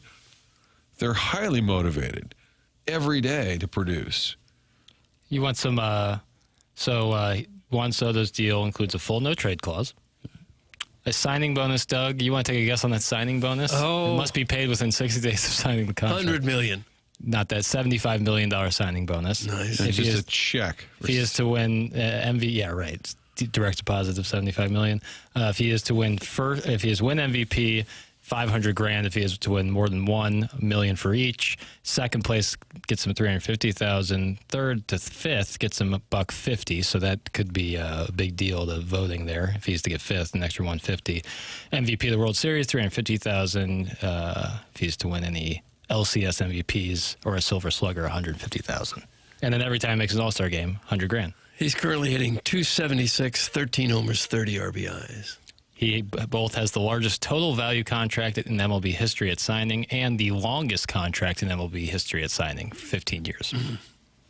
He will be paid $46 million until he is 40 years old. He is currently 26. Guys, Ohtani leads the National League in OPS. I mean, he does have decent offensive numbers, but by his standard, I'm saying it's not as like a runaway MVP type offensive year for him. Martin, we covered this topic yesterday. Martin, we got 3 times in a row from the Heiser House Hooligan. Did you talk MVPs yesterday? Maybe you did. I can't remember. I don't remember. If we did, I'm it was just very briefly. Sorry. Heiser House Hooligan. I'm sorry. I wasn't here. Knock it off, Hooligan. I'm trying to get caught up on some of the previous TMA years. Yeah, you're catching up. I think I got to about 2017, and I kind of stalled out. Right. Well, you wanted to get to the gift card era. Gift card era just beginning, I believe. Yeah. Guys, I'm in NYC. Should I go to the Cardinals game, watch the Knicks, or go see Dave Matthews at Forest Hills? That's from Pug in East Village. Pug in the East Village. My buddy Herb, who lives in New York City, was at the Cardinal game last night. How about that? Yeah. Should have Herb call in. Got a good game to go to. Easy Cardinal victory. Jugs in D.C. Guys, it wasn't brief. It was for like 20 minutes. Poof. Yeah. So you guys were here, but you don't remember. I don't remember a long discussion about the MVP. I remember something brief. Yeah, that we were talking about yesterday. Yeah.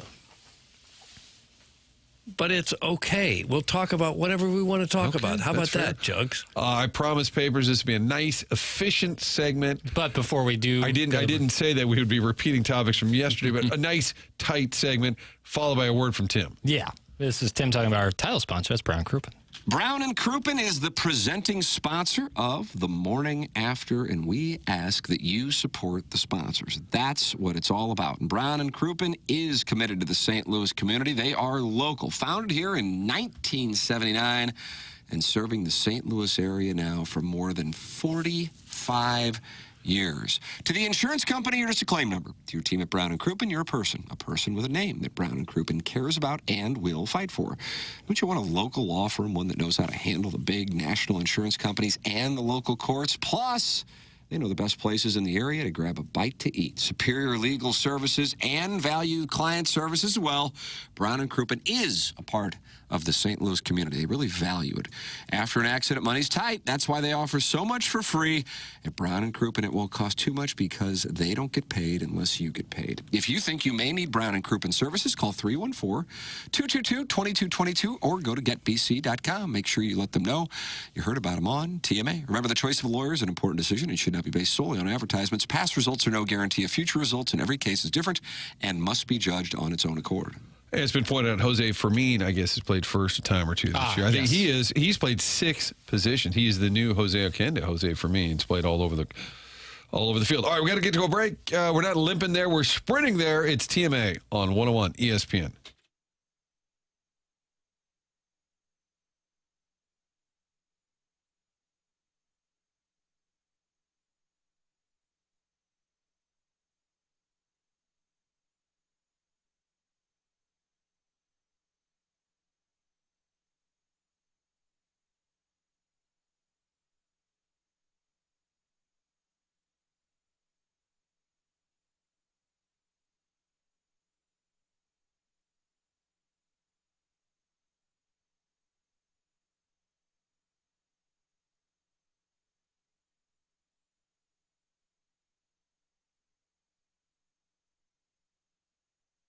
Ready to hit refresh on that bathroom. It's tired, it's old, it's falling apart. Here is what you do. Go to Michael's Baths, that's plural, Michael's McKernanBaths.com or call for an appointment. And they'll walk you through the process there, tell you what you can do to change it up. We did that with the kids' bathroom. It was old, man. It needed to hit refresh. We did that.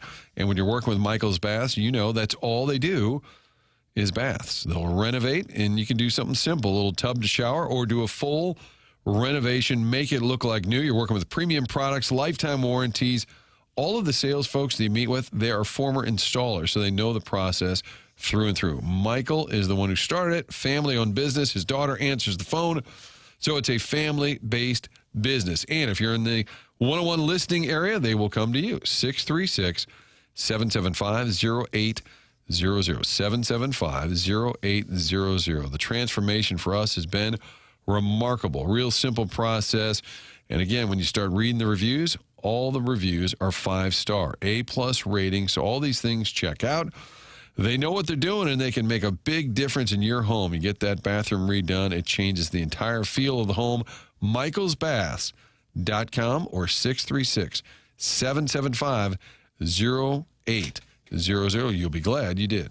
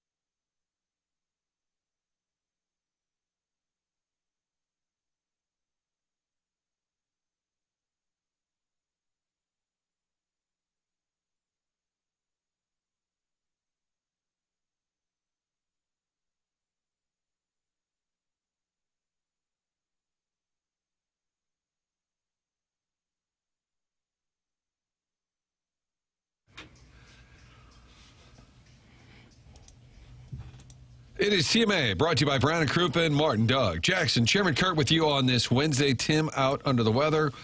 Thanks, JR, for holding down the fort yesterday and all the potty talk that he brought with him from Festus. So, according to our sources here, what do we have coming up tomorrow, Doug? Thursdays? Oh, it's Big BT, a big Brad Thompson day. We got a Cardinal day game. We'll be chopping up the NBA Game 4, which is tonight at Madison Square Garden. Last night, NHL, Carolina gets the win. That series tied at 2. Stanley Cup Final now. Doug, we like to call it a best of 3 now because they're all square after the 4 games. Heads back to Carolina now. Carolina's scoring a lot of goals. Both teams are scoring a lot of goals for a final. Somebody thanked you earlier on the text line for the over last. Were you throwing gambling tips around? He gave away the over. But good. 5 goals in the. The over-under was 5.5. Yeah. Teams are scoring that by themselves. 4 in the first period. Yeah. Almost 5 if they would have counted that goal at the last second. That was free money. Oh, yeah, you say that when you win, then when you lose, we ignore it. Doesn't feel like it's so free. You know? We just move on like it never happened. Cards have Andre Palante on the mound tonight at Citi Field. Herb was at the game last night. Those are all the important stats you need to know. Ivan Herrera was on 3 times. No, he got 4 times because he got hit, and he had 3 hits in the game. Cardinals are now 8 games over 500, and they're the wild card leader currently in the National League. It's been a pretty impressive run for your Cardinals, which, by the way, I did confirm they're staying in Manhattan, Doug. Okay. Staying. They're not staying in Queens. Herrera was on base 5 times. He got hit twice. Did I say 5? Yeah. Did I say 4? Yeah. Correct. What Doug said. He was kind of laughing one of those times. They cut over to him on first base. For all the times he gets hit, he doesn't ever seem to be hurt. Tough guy. Good hitter. Leads the team in on base. Pushing 400. Good guy to have in that number 2 hole. Damage in the 2 hole. Thunder. And Burley's up to 293. Batting average doesn't matter, but it still seems to be a bit of a barometer for things. Yeah, Cardinals got their 10 hits, but 7 of those 10 came from the top 4 in the lineup. And then Nathan Church. Welcome back, Nathan Church. Got a good glove out there in center. Lineup looks better. We talked about that. Doug, if we repeat anything that we said, right? You already mentioned that, so I won't mention the fact lineup looks better these days. Cycle on, they cycle off. Well, they don't. Did you hear psychos that don't cycle. Did you hear Church barking last night on the postgame interview? Oh, yeah. On TV? That's what they do whenever they hit the home run. They get the chain. Which says, I got that dog in me, and then they all bark at each other. Okay. Yeah. They are some road dogs. But Ollie on the post, he had to go somewhere. We were convinced he had to be somewhere. Yeah. Reservation at Carbone, maybe. They're 5 games over 500 away from home. 36-28 overall. All right, papers tells me we're way behind. I don't know how is that possible. I looked at the Polos Plus dossier. All compliments to Jackson, but it looked a little lean, right? Sure. And yet we're way behind. Sometimes those are the days where you get the most out of it. We still have to get to email of the day. Fire those if you have not yet. You send those to themorningafter@InsideSTL.com. Themorningafter@InsideSTL.com. Email of the day brought to you by Design Air Heating and Cooling, one of our longtime sponsors here. So we'll get to design and we'll get to the email of the day, and then the ATMA is it's an hour away from Ken's complaints. If you're ready for that. Papers, what do you think, buddy? I did it. Yeah, nice short segment. Let's do it. We'll come back with more of TMA on 101 ESPN.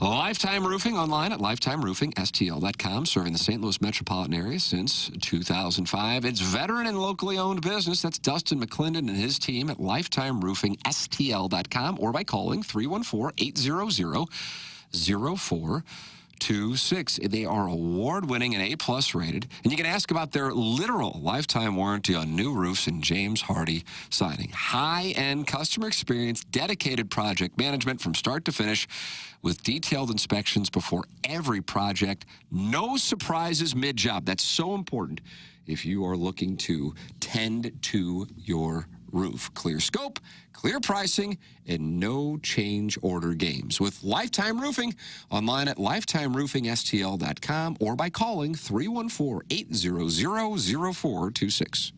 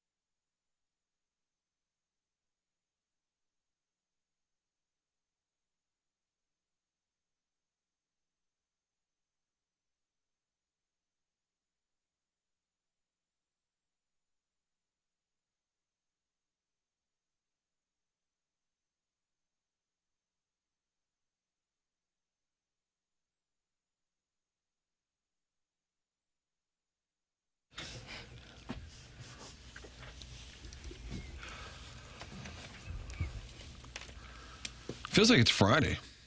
Does it? Yeah. Not to me. Although it is kind of my Thursday. I'm out Friday, Martin. Oh, are you? Yeah. I'm out on Friday. Who signed off on that? The good Kurt. Where are you going now?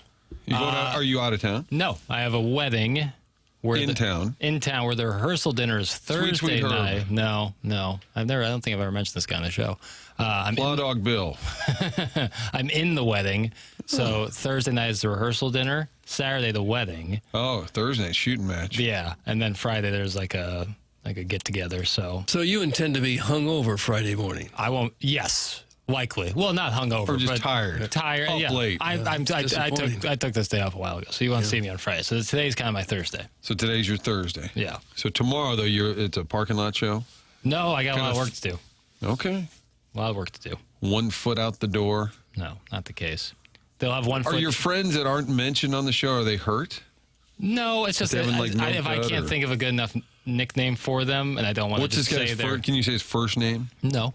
Oh, wow. Jeez. Well, it's a unique first name. Oh, so it would give it away. Yeah. Okay. Understood. Felix. No. Good guess, though. Felix. That's a good guess. I would love to know a Felix. If you're a Felix out there, let's be friends. Alejandro is getting married. Your buddy also Alejandro. Also a good name. But not the name of this gentleman. Okay, fair enough. So you're out Friday, so today is your Thursday. That's right. Your Friday. Okay.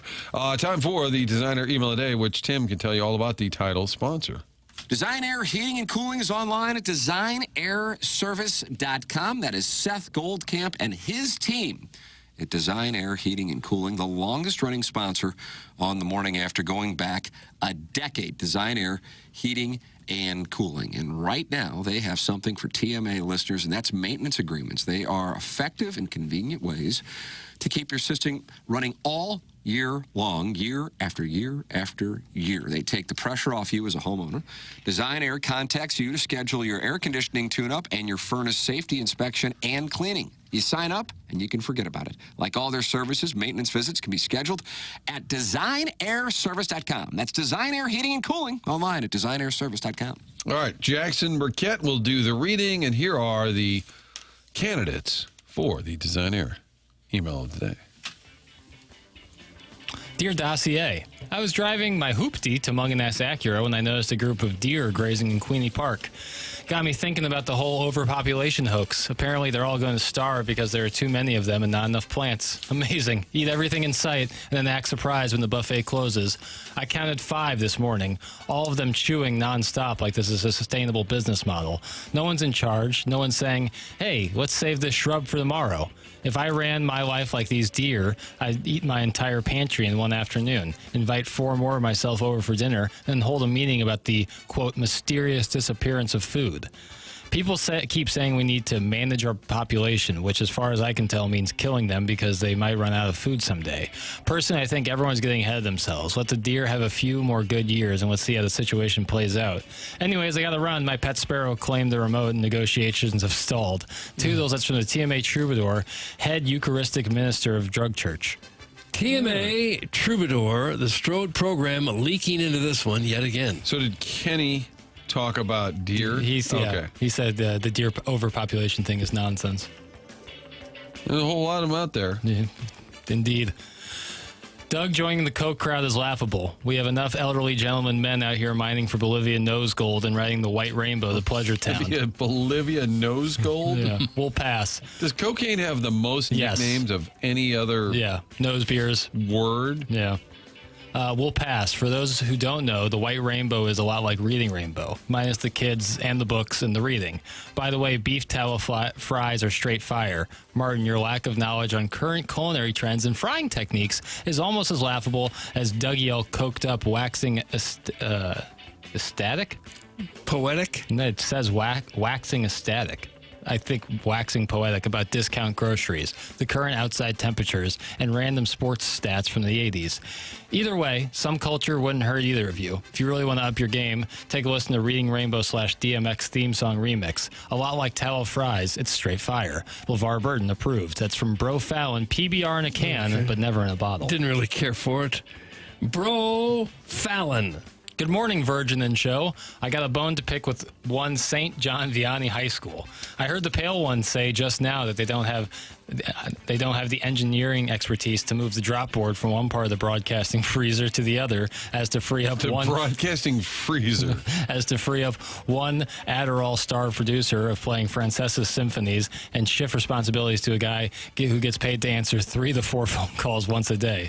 To me, that's called efficiency. But a couple of years of listening to this program, I've come to realize that this show chooses to operate with the same efficiency as the St. Louis city and county municipal governments. If the Golden Griffins, who haven't moved to Franklin County, could maybe do a job that they graduated for and figure out how to move dated equipment, then the entire listening audience would benefit. Again, I want to be clear. This and, quote, this being a problem that apparently has persisted since something called KFNS was on the air isn't on Jackson or any other producer. We simply just can't find the manual labor to do the job. Maybe there's a CBC available, Martin?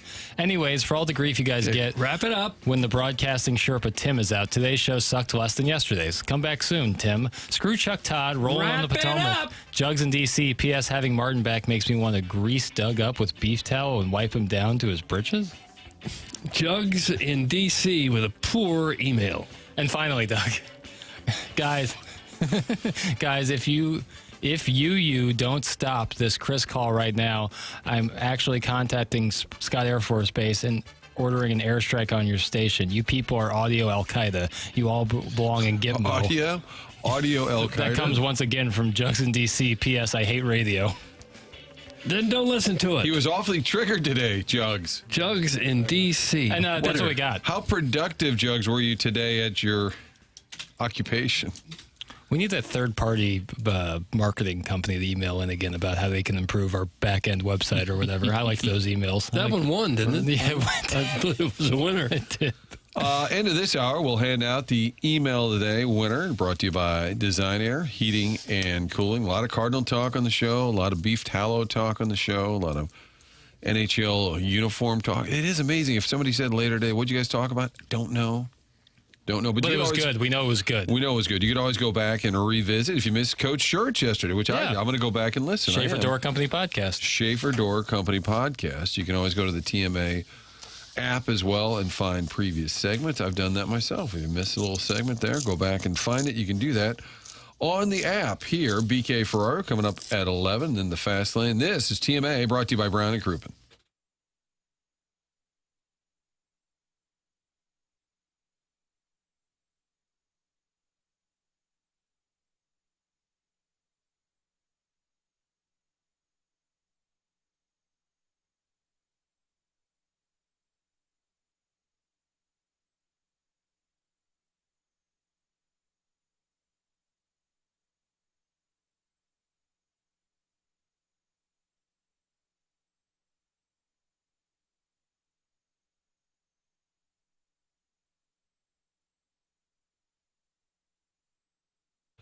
AutoLoanPro.com. That's the website to go to if you're in the market for a new vehicle and you're not sure what you can get approved for. This is what they do. They will help you get a new vehicle, and they'll do it with little to no money down. Got to make sure you get the best rate possible as well. They work with 50 different lenders to make sure you get the best financing. The only thing you need to know is to choose the pro. AutoLoanPro.com will do the financing, pick out the car, vehicles right there on the site.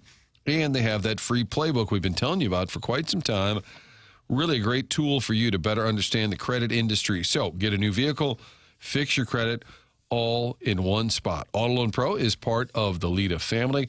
New vehicle, best rate, little to no money down. What a great combination. They put this together for you at AutoLoanPro.com. Get your life, get your credit back on track, and get that new vehicle.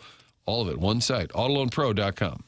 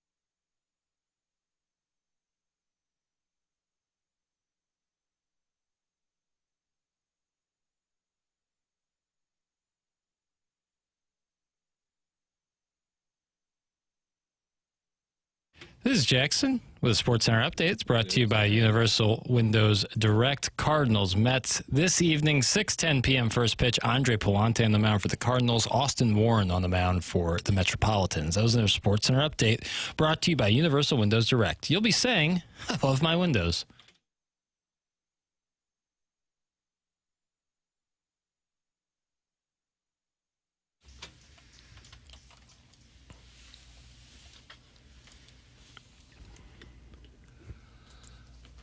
Back at the TMA studios here, 101 ESPN. Martin, Doug, Jackson, Chairman Kurt with you till 11 o'clock on the program. Much has been discussed already. Cards in New York. Game 2 with the Mets coming up tonight. Cards will be going for a 6th straight win. They're at 8 over right now. Boy, if this team can start climbing a little more, it's uncharted territory, Doug, for a team that was, what was the over-under at the beginning that we were talking? 76 and a half. No, but it was like 68. 68 and a half or something. 69. Remember when Tim said, yeah, 60. I don't know. When they opened the year, yeah, I'm saying, 68 and a half.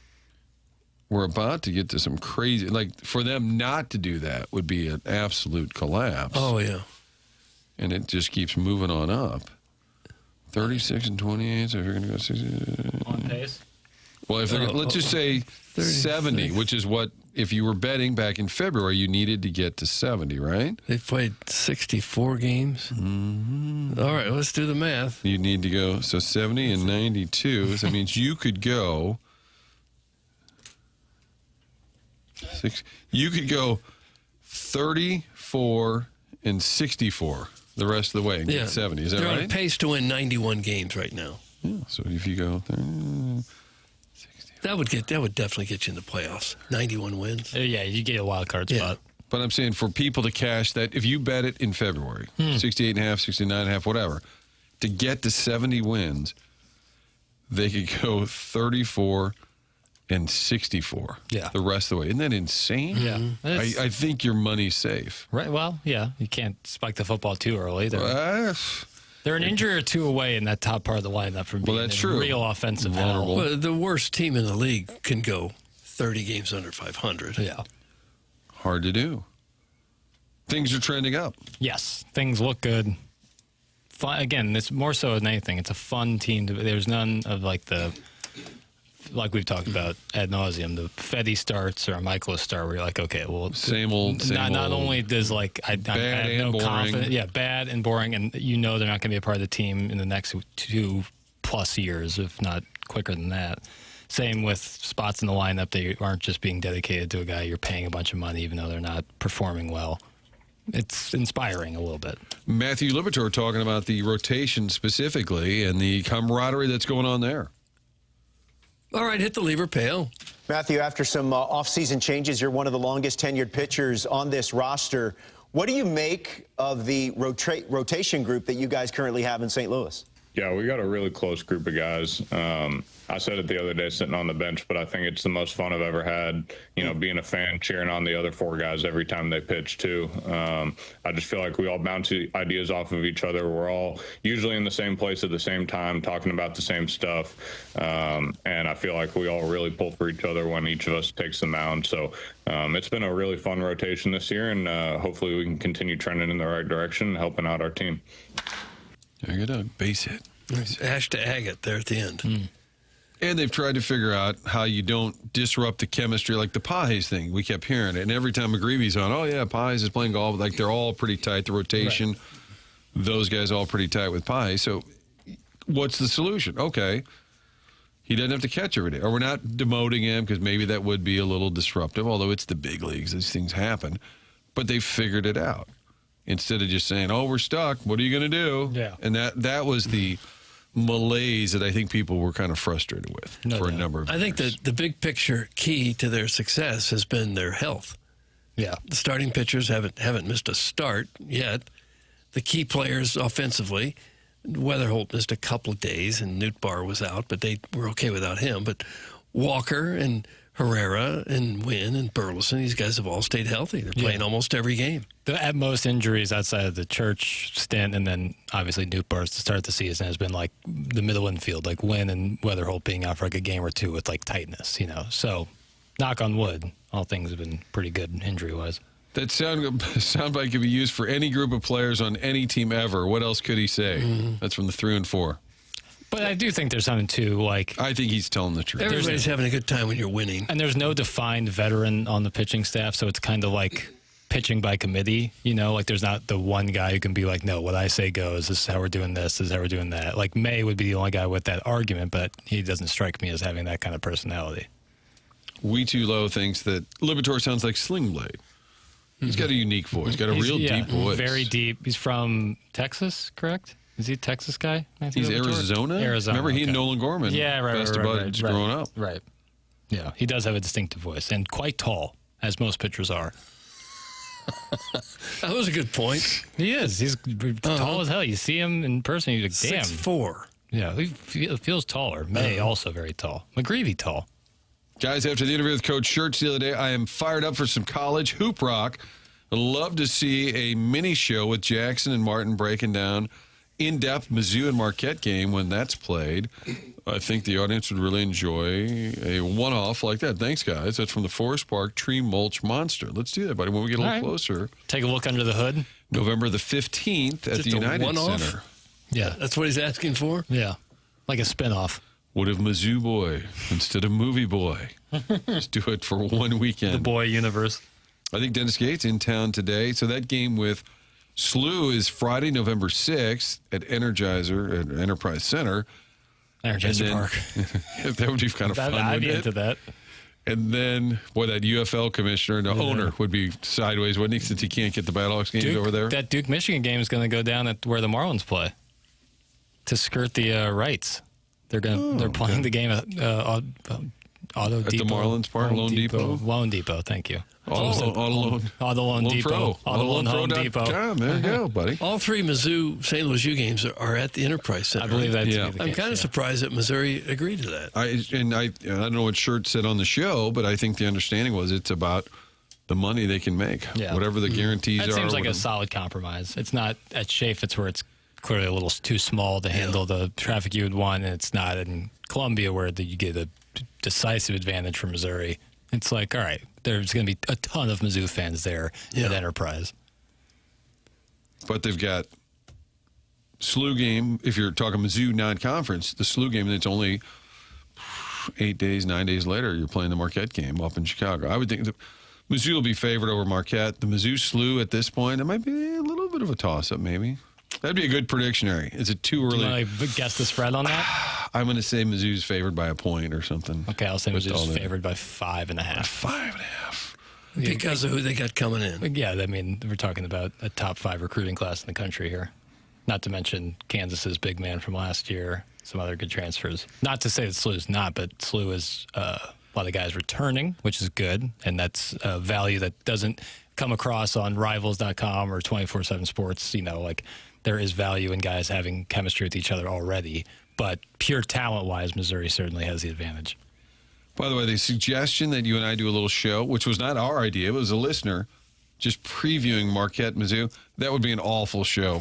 What do you think that's from? Eric in the Central West End. Yes. Well, how long are you going to spend previewing this game? He's nothing if not consistent.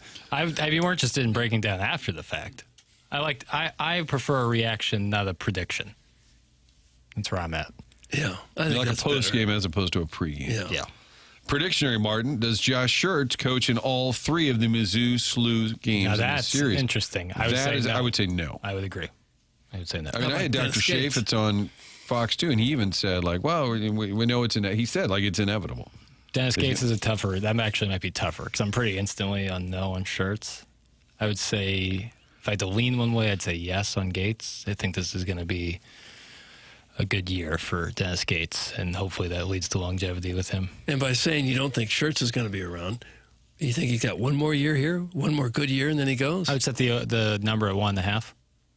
Well, that'd be pretty safe, I guess. Well, I would say if you had to bet over under 1.5 more years as SLU coach, I don't know where you'd go. Yeah, I think you'd be put to the test.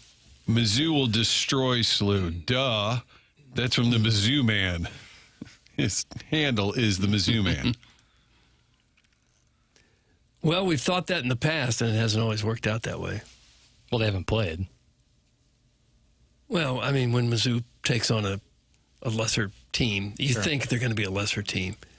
Or when anybody does, Yeah. you think, well, this will be an easy run for them. But The Tigers sometimes it lead the isn't. all-time series 21-19. Since 1980, they've played 3 times. Yeah, right. Love the fact they're doing it. I think it's great. Hard rap. Gosh, the rapping here. Little God, view, I just had to- little I have to peek do it. behind I don't the even curtain. care anymore. You don't care. No. You've lost. I mean, it's like, all right, well, yeah, we'll just get off the air at 11:10. That's cool. I'm sure BK and Ferrari will be fired Now up you're about talking that. down to us. Yeah, no, I'm sure it'll be fine. This guy. Who the hell does this guy think he is? Power hungry. You're listening to The Morning After, presented by Jackson. It's the Jackson Burkett Show coming your way next.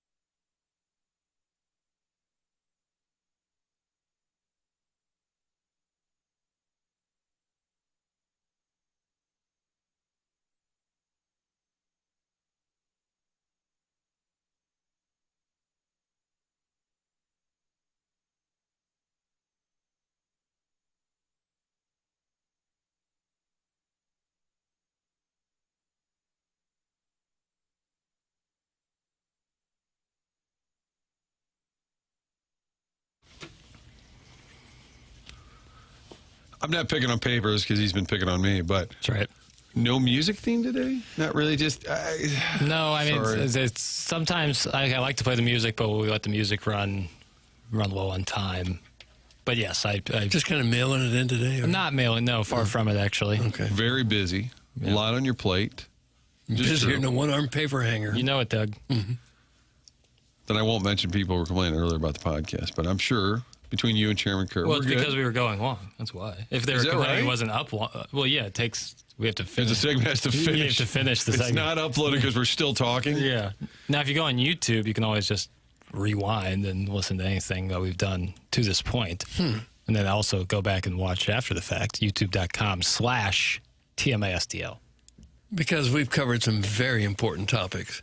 Yep. And if you missed it, you're not going to be prepared for your day. Yep. Martin, gun to your head. Who you like, Spurs or Knicks? Oh, my God. Spurs Gun or to my Knicks head. tonight? Jeez. Okay, Frank. What Spurs next? I kind of feel like the Spurs will just make it a more. I'm nervous series. that's the same. I'm also nervous about that. Because you're a Knicks fan. No, but You I am want them to rooting win. for the Knicks. I got a lot of family who loves the Knicks, and I would like to see them get the monkey off their back. But because you're not a passionate fan, wouldn't you rather see a lengthy series? Kind of Yes, selfishly? but ultimately, I really want to see the Knicks win this. I do. There's too many people I care about who would be have so much. Is your mom enjoyment. invested emotionally in this? No. No, but other.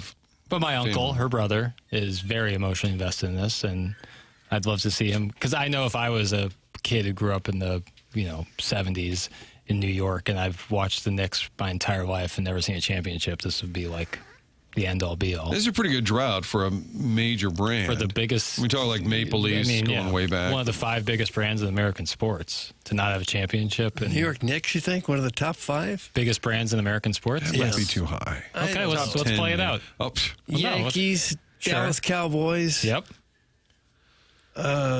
Lakers. Dodgers. Yep. And then who you putting 5th? Okay, so we got to 4. Favorite, you're sweating. Who are you no, putting you're 5th? sweating Who this, are you aren't you? putting 5th? Hold on. What did we say? We said Yankees, Dodgers. Dallas Cowboys. You gave me Lakers. I could hear an argument for Celtics or Knicks in that 5 I was going to spots. say, what about the How about Celtics? Chicago Cubs? Especially all the Hell, wing. what are we talking about, Chicago Cubs? Over the New York Knicks? Yeah. Over Okay. the New York Knicks. Okay. I'd say Celtics over Knicks. Okay. But you may. Let's okay. Biggest. looking at What was market What was the expansion. category? Brands. So, but yeah, I would say they're one of the 5 biggest brands in American sports.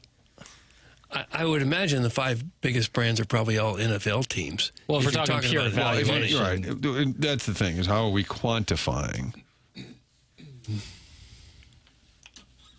Well, Chicago Cubs. The Knicks are 6th on the most valuable franchise list. You're not going to like who's 3. Rammies. Yeah, But that's value. That's a stadium. that's value. The Knicks are that high in the most valuable franchise? Yep, $9.75 billion. It goes Cowboys, Golden State Warriors are the 2nd most valuable franchise. But Los Angeles Rams, New York Giants, Los Angeles Lakers, New York Knicks 6. I would have never guessed Golden State Warriors. Is the Patriots brand big because of all the winning they've done? They are 7th. For reference, the Chicago Cubs, which were just claimed to be a bigger brand, are not in the top 50. He's talking down. Not in the top He's talking- 50? Cut it out. Not in the top 50. Whose rankings are these? This is just the most valuable sports franchises. There's no rankings. It's just Based on by who? Forbes. See, that's a Shishawali outfit. Right. The Cubs are not one of the top 50 brands Suggested. in What about the American Green Bay sports. Packers? Green Bay Packers. What's Again, in- I don't want to but go again- purely off valuation. I Right, don't think that's what I'm I don't saying. think that's the only metric you should be using. But if that's one of the metrics we're using, then I think the Knicks being at 6 is important. I don't know. Because would you consider the Los Angeles Rams one of the 5 biggest brands in American sports? No. I found something that takes into consideration historic dynasties, global merchandise sales, and cultural presence. Mm-hmm. Okay, now we're liking. I like that. I like this. Cowboys at 1. Yeah. Yankees at 2. Yeah. Lakers 3. Patriots 4. Chicago Bulls 5. Okay, well, the merchandise, yeah, I can see that being. Where did they have the Knicks in the top 10? Or is it only giving the top 5? It only gives me the top 5. Okay, that's okay. All right. I'd say Bulls no more. I can't. Yeah, I just... That's the Michael Jordan effect still. Right, yeah. But I like the description of that category. Yeah, it's a good conversation to have. But, okay, if not top 5, top 10, even though I still think... Well, I think you're in the ball. But I would put Celtics brand. Probably. Because all they're winning. Probably, yeah. But there aren't a lot to bump your Knicks, to your credit.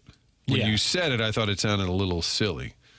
And then upon further review... I think you play it out, and it's like, how many teams are you really putting in front of something like the Knicks? It doesn't seem like they should be that high to me, just because they haven't been very good lately. No doubt. But there's not a lot of talk that I ever hear anybody talking about the New York Knicks.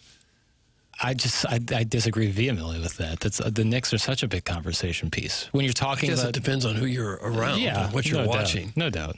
East Coast values, Doug. We've got East Coast values right over there. What have they done lately that makes the whole country talk about them? Lately? Not this year. Okay. But before this year. It's always about like what the Knicks are doing. And they made a couple playoff runs in the last couple of years with this same core. When Carmelo went there, huge deal. The whole Jeremy Lin thing, that wouldn't have happened if it was going. Insanity. If that was going on in Charlotte. No, it's not going on like that at all. So I don't know. That's where I would say that they are one of the top. But no matter, and these teams could be terrible for the next 20 years. Yankees, Dodgers, Lakers, Cowboys will always be the brands. Yes, right? for sure. I'm not arguing with anybody. I'm saying maybe the that teams top, we mentioned in front of them, no doubt. Maybe that top 4 never moves in some category. Yankees, Dodgers, Lakers, Cowboys. And then we can argue about the rest. Right. Jackson, I know it's subjective. Who's on the Mount Rushmore of Knicks all time? Patrick Ewing. Mm-hmm. Walt Frazier. Yeah, Clyde. Pride of Carbondale. SIU Carbondale. Isn't that crazy? You could go Bernard King or Earl Monroe. Willis Reed. I think if they are to win this championship, I think Jalen Brunson would have to be in that conversation. Carmelo not quite cracking it? Just because he didn't win. Yeah. But Carmelo, like, impact-wise, as big as... Like Ewing is probably like, and it's not fair because modern times your guys are going to become more impactful. Bill than Bradley, not quite in the Mount Why do you hate Bill Bradley? I don't. He was sidelined the other night, wasn't he? Crystal City's own. Sure. Starks on the outside looking in. Starks would be on the outside looking in, probably. Yeah. I think you'd have Ewing. What about Charles Oakley for wanting to fight the owner? Yeah, Ewing and Frazier are no doubters. I think you can make an argument for either Earl Monroe or Bernard King, but then I think if they win this time around, Brunson's got to be on there. He's from New Jersey. You know. Is there a Mizzou guy on there? Jordan Clarkson, absolutely. Probably, if like just going off accolades and time spent in the league and points scored, probably the best NBA player to come out of Mizzou in the 21st century. Probably. Michael Porter Jr. is going to give him a run for his money probably by the end of it. But Clarkson, you look at his numbers, he scored a lot of points in the NBA. So there's that. All right. Okay. I was going to give you the Knicks all-time dream team. Is Bleacher Report still a thing? Yeah, sure. Is it? Yeah. Talk amongst yourselves. Dave DeBusschere didn't get any love. No. Where'd it go here? Let's see. Earl Monroe. Yeah. Walt Frazier. Yeah. This is a confusing list. Sorry. Started this. Bernard King. Yeah. Yeah, he'd have to be on Carmelo Anthony. Patrick Ewing. Second team. This is Bleacher Report. Mark Jackson. Allen Houston. This feels a little more recent. Dave DeBusschere. Yeah, there's Dave. Amari Stoudemire. That's all coming your way later. All right, this is The Morning After. It's brought to you by Brown and Crouppen.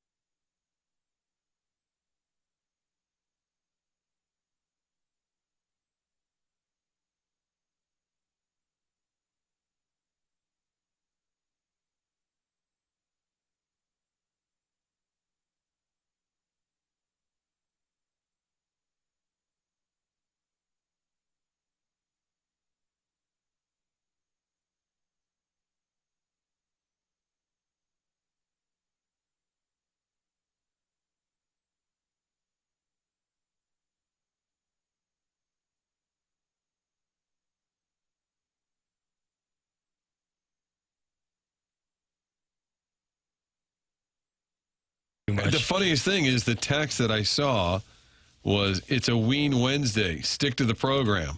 That's from Neil Allen Craig Paquette for you. I can give one. I can play one Ween song for the final segment. Okay. That's, boy, talking about a deep tease. Get the Coastal Elite and his trust fund out of here. STL doesn't want you, Jackson. Get lost. It's from the 636. Coastal Elite. I was talking about the Knicks. Oh. Whatever. Green Bay Packers, definitely bigger than the Knicks, from Ray King. All right, Cards met. Ali Marmol also, for the first time since they left town Sunday, had the sweep over the Reds. And then news broke, and then they had the off day, that Victor Scott was sent down. It's funny, we were in the locker room on Frank and I, where we interviewed Vic Scott, like talking about the team and him being able to contribute, just getting the bunt down, whatever it takes, being a part of the team. And then did not get on the bus to go with the team to New York. They were activating Nathan Church, so Victor Scott sent down to Memphis with his struggling bat. This is Ali Marmol on the Gas House Gang KMOX.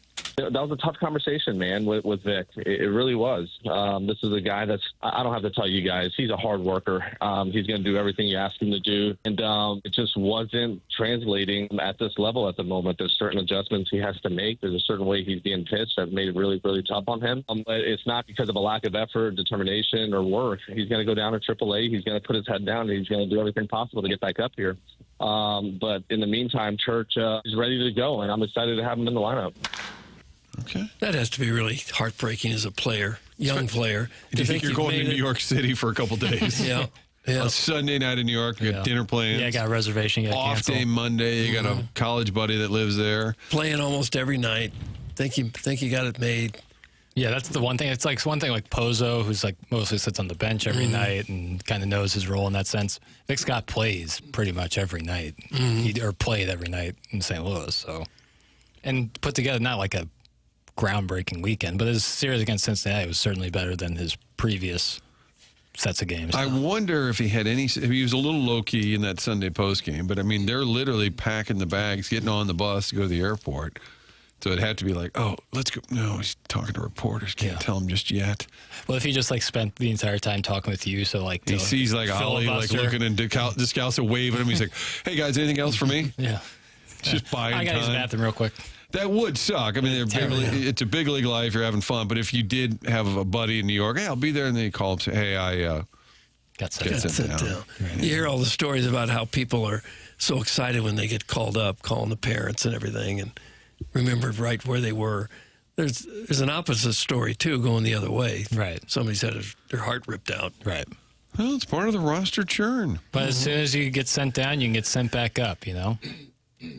Yeah, if you perform. Yep. Yeah. The opportunity is still, balls in your court, essentially. Then you go down there and you see that buy. You're like, oh, gosh. Yeah, then you start sweating. Hey, did I hear you play center, dude? That home Do run. you have to play center? If I'm Vic Scott, hey, why don't you try left field for a while? You ever heard of something called third base? The home run he hit last night, talking about Joshua Baez. Crazy. Where'd it go? I don't know. I don't know if it's landed yet. 113 off the bat. The pitcher immediately put his hands in his head in his hands. Just immediately, as soon as he heard the noise of it, it was a beautiful homer. And that was number 18 on the year, right? Yeah. Yep. Guys, why is everyone so hard on Scott? And then the free pass for the absolute worst player on the team, Gorman. There's no one giving Nolan Gorman the free pass. I think people are exhausted by the topic. I can assure you that Nolan Gorman's lack of production is not a topic that's going under the radar in St. Louis. Right. And the difference is Gorman has had one big year where he had 27 homers and 76 RBIs. So people see that, I think, as the potential for him. If he did it then in 2023, why can't he keep doing it? And I would also say we're not really being hard on Scott as much as we're discussing his situation. It's objective statistics here. Like it's not personal. But with Gorman, I think it's been talked about. I think everybody's kind of at the same point. Like, all right, what are you going to do? It's a topic that has been, I would say, exhausted. All right, we got to get to break. Last one, papers. Are we on time, buddy? We'll come back with a little Ween. Yeah. All right. What? No, that's what they're asking for. Yep. The music of Ween, Doug. What are you new here? I guess so. Okay. All right. We'll also have the winner of the email of the day. They get a special prize pack from Jackson. No.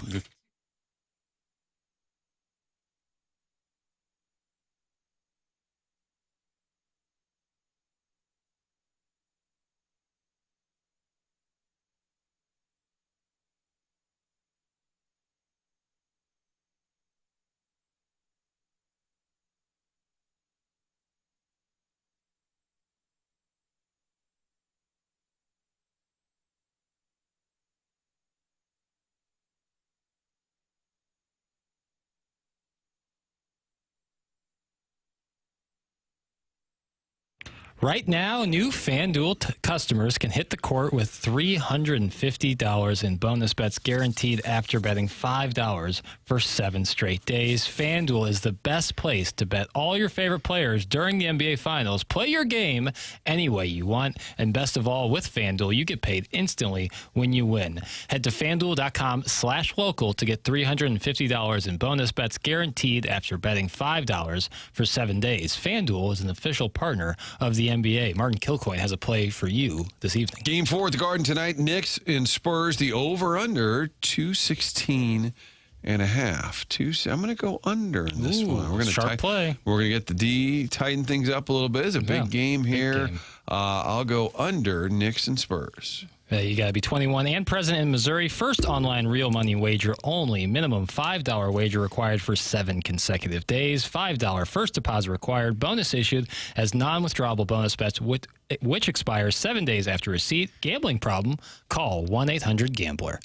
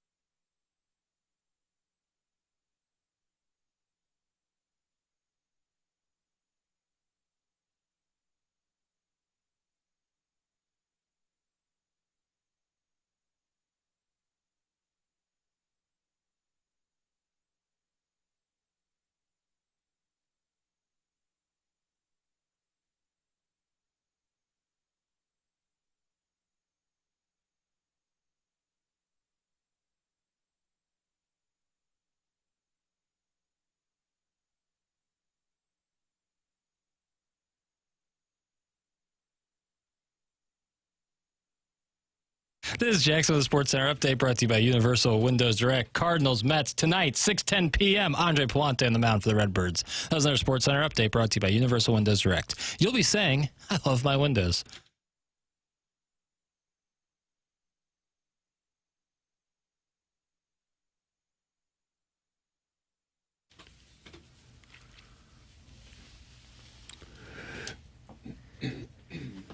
God, it's almost as if the text line programs the show. Mm-hmm.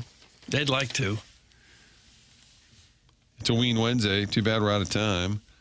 Guys, the show sucked today. That's all. Have a great day. Huh. That's from the Afton Altar Boy. Big Tuft, average show. Thanks, Big Tuft. You don't get to rate it. We're doing our best, Doug. We're plowing ahead. Tim's out under the weather. I started today. If you asked me, I'd say I was about 70%. Now I'm about 60%. We'll bring the heat. You lost 10%. I lost 10%. It just took it out of me. Papers got beat up today as well.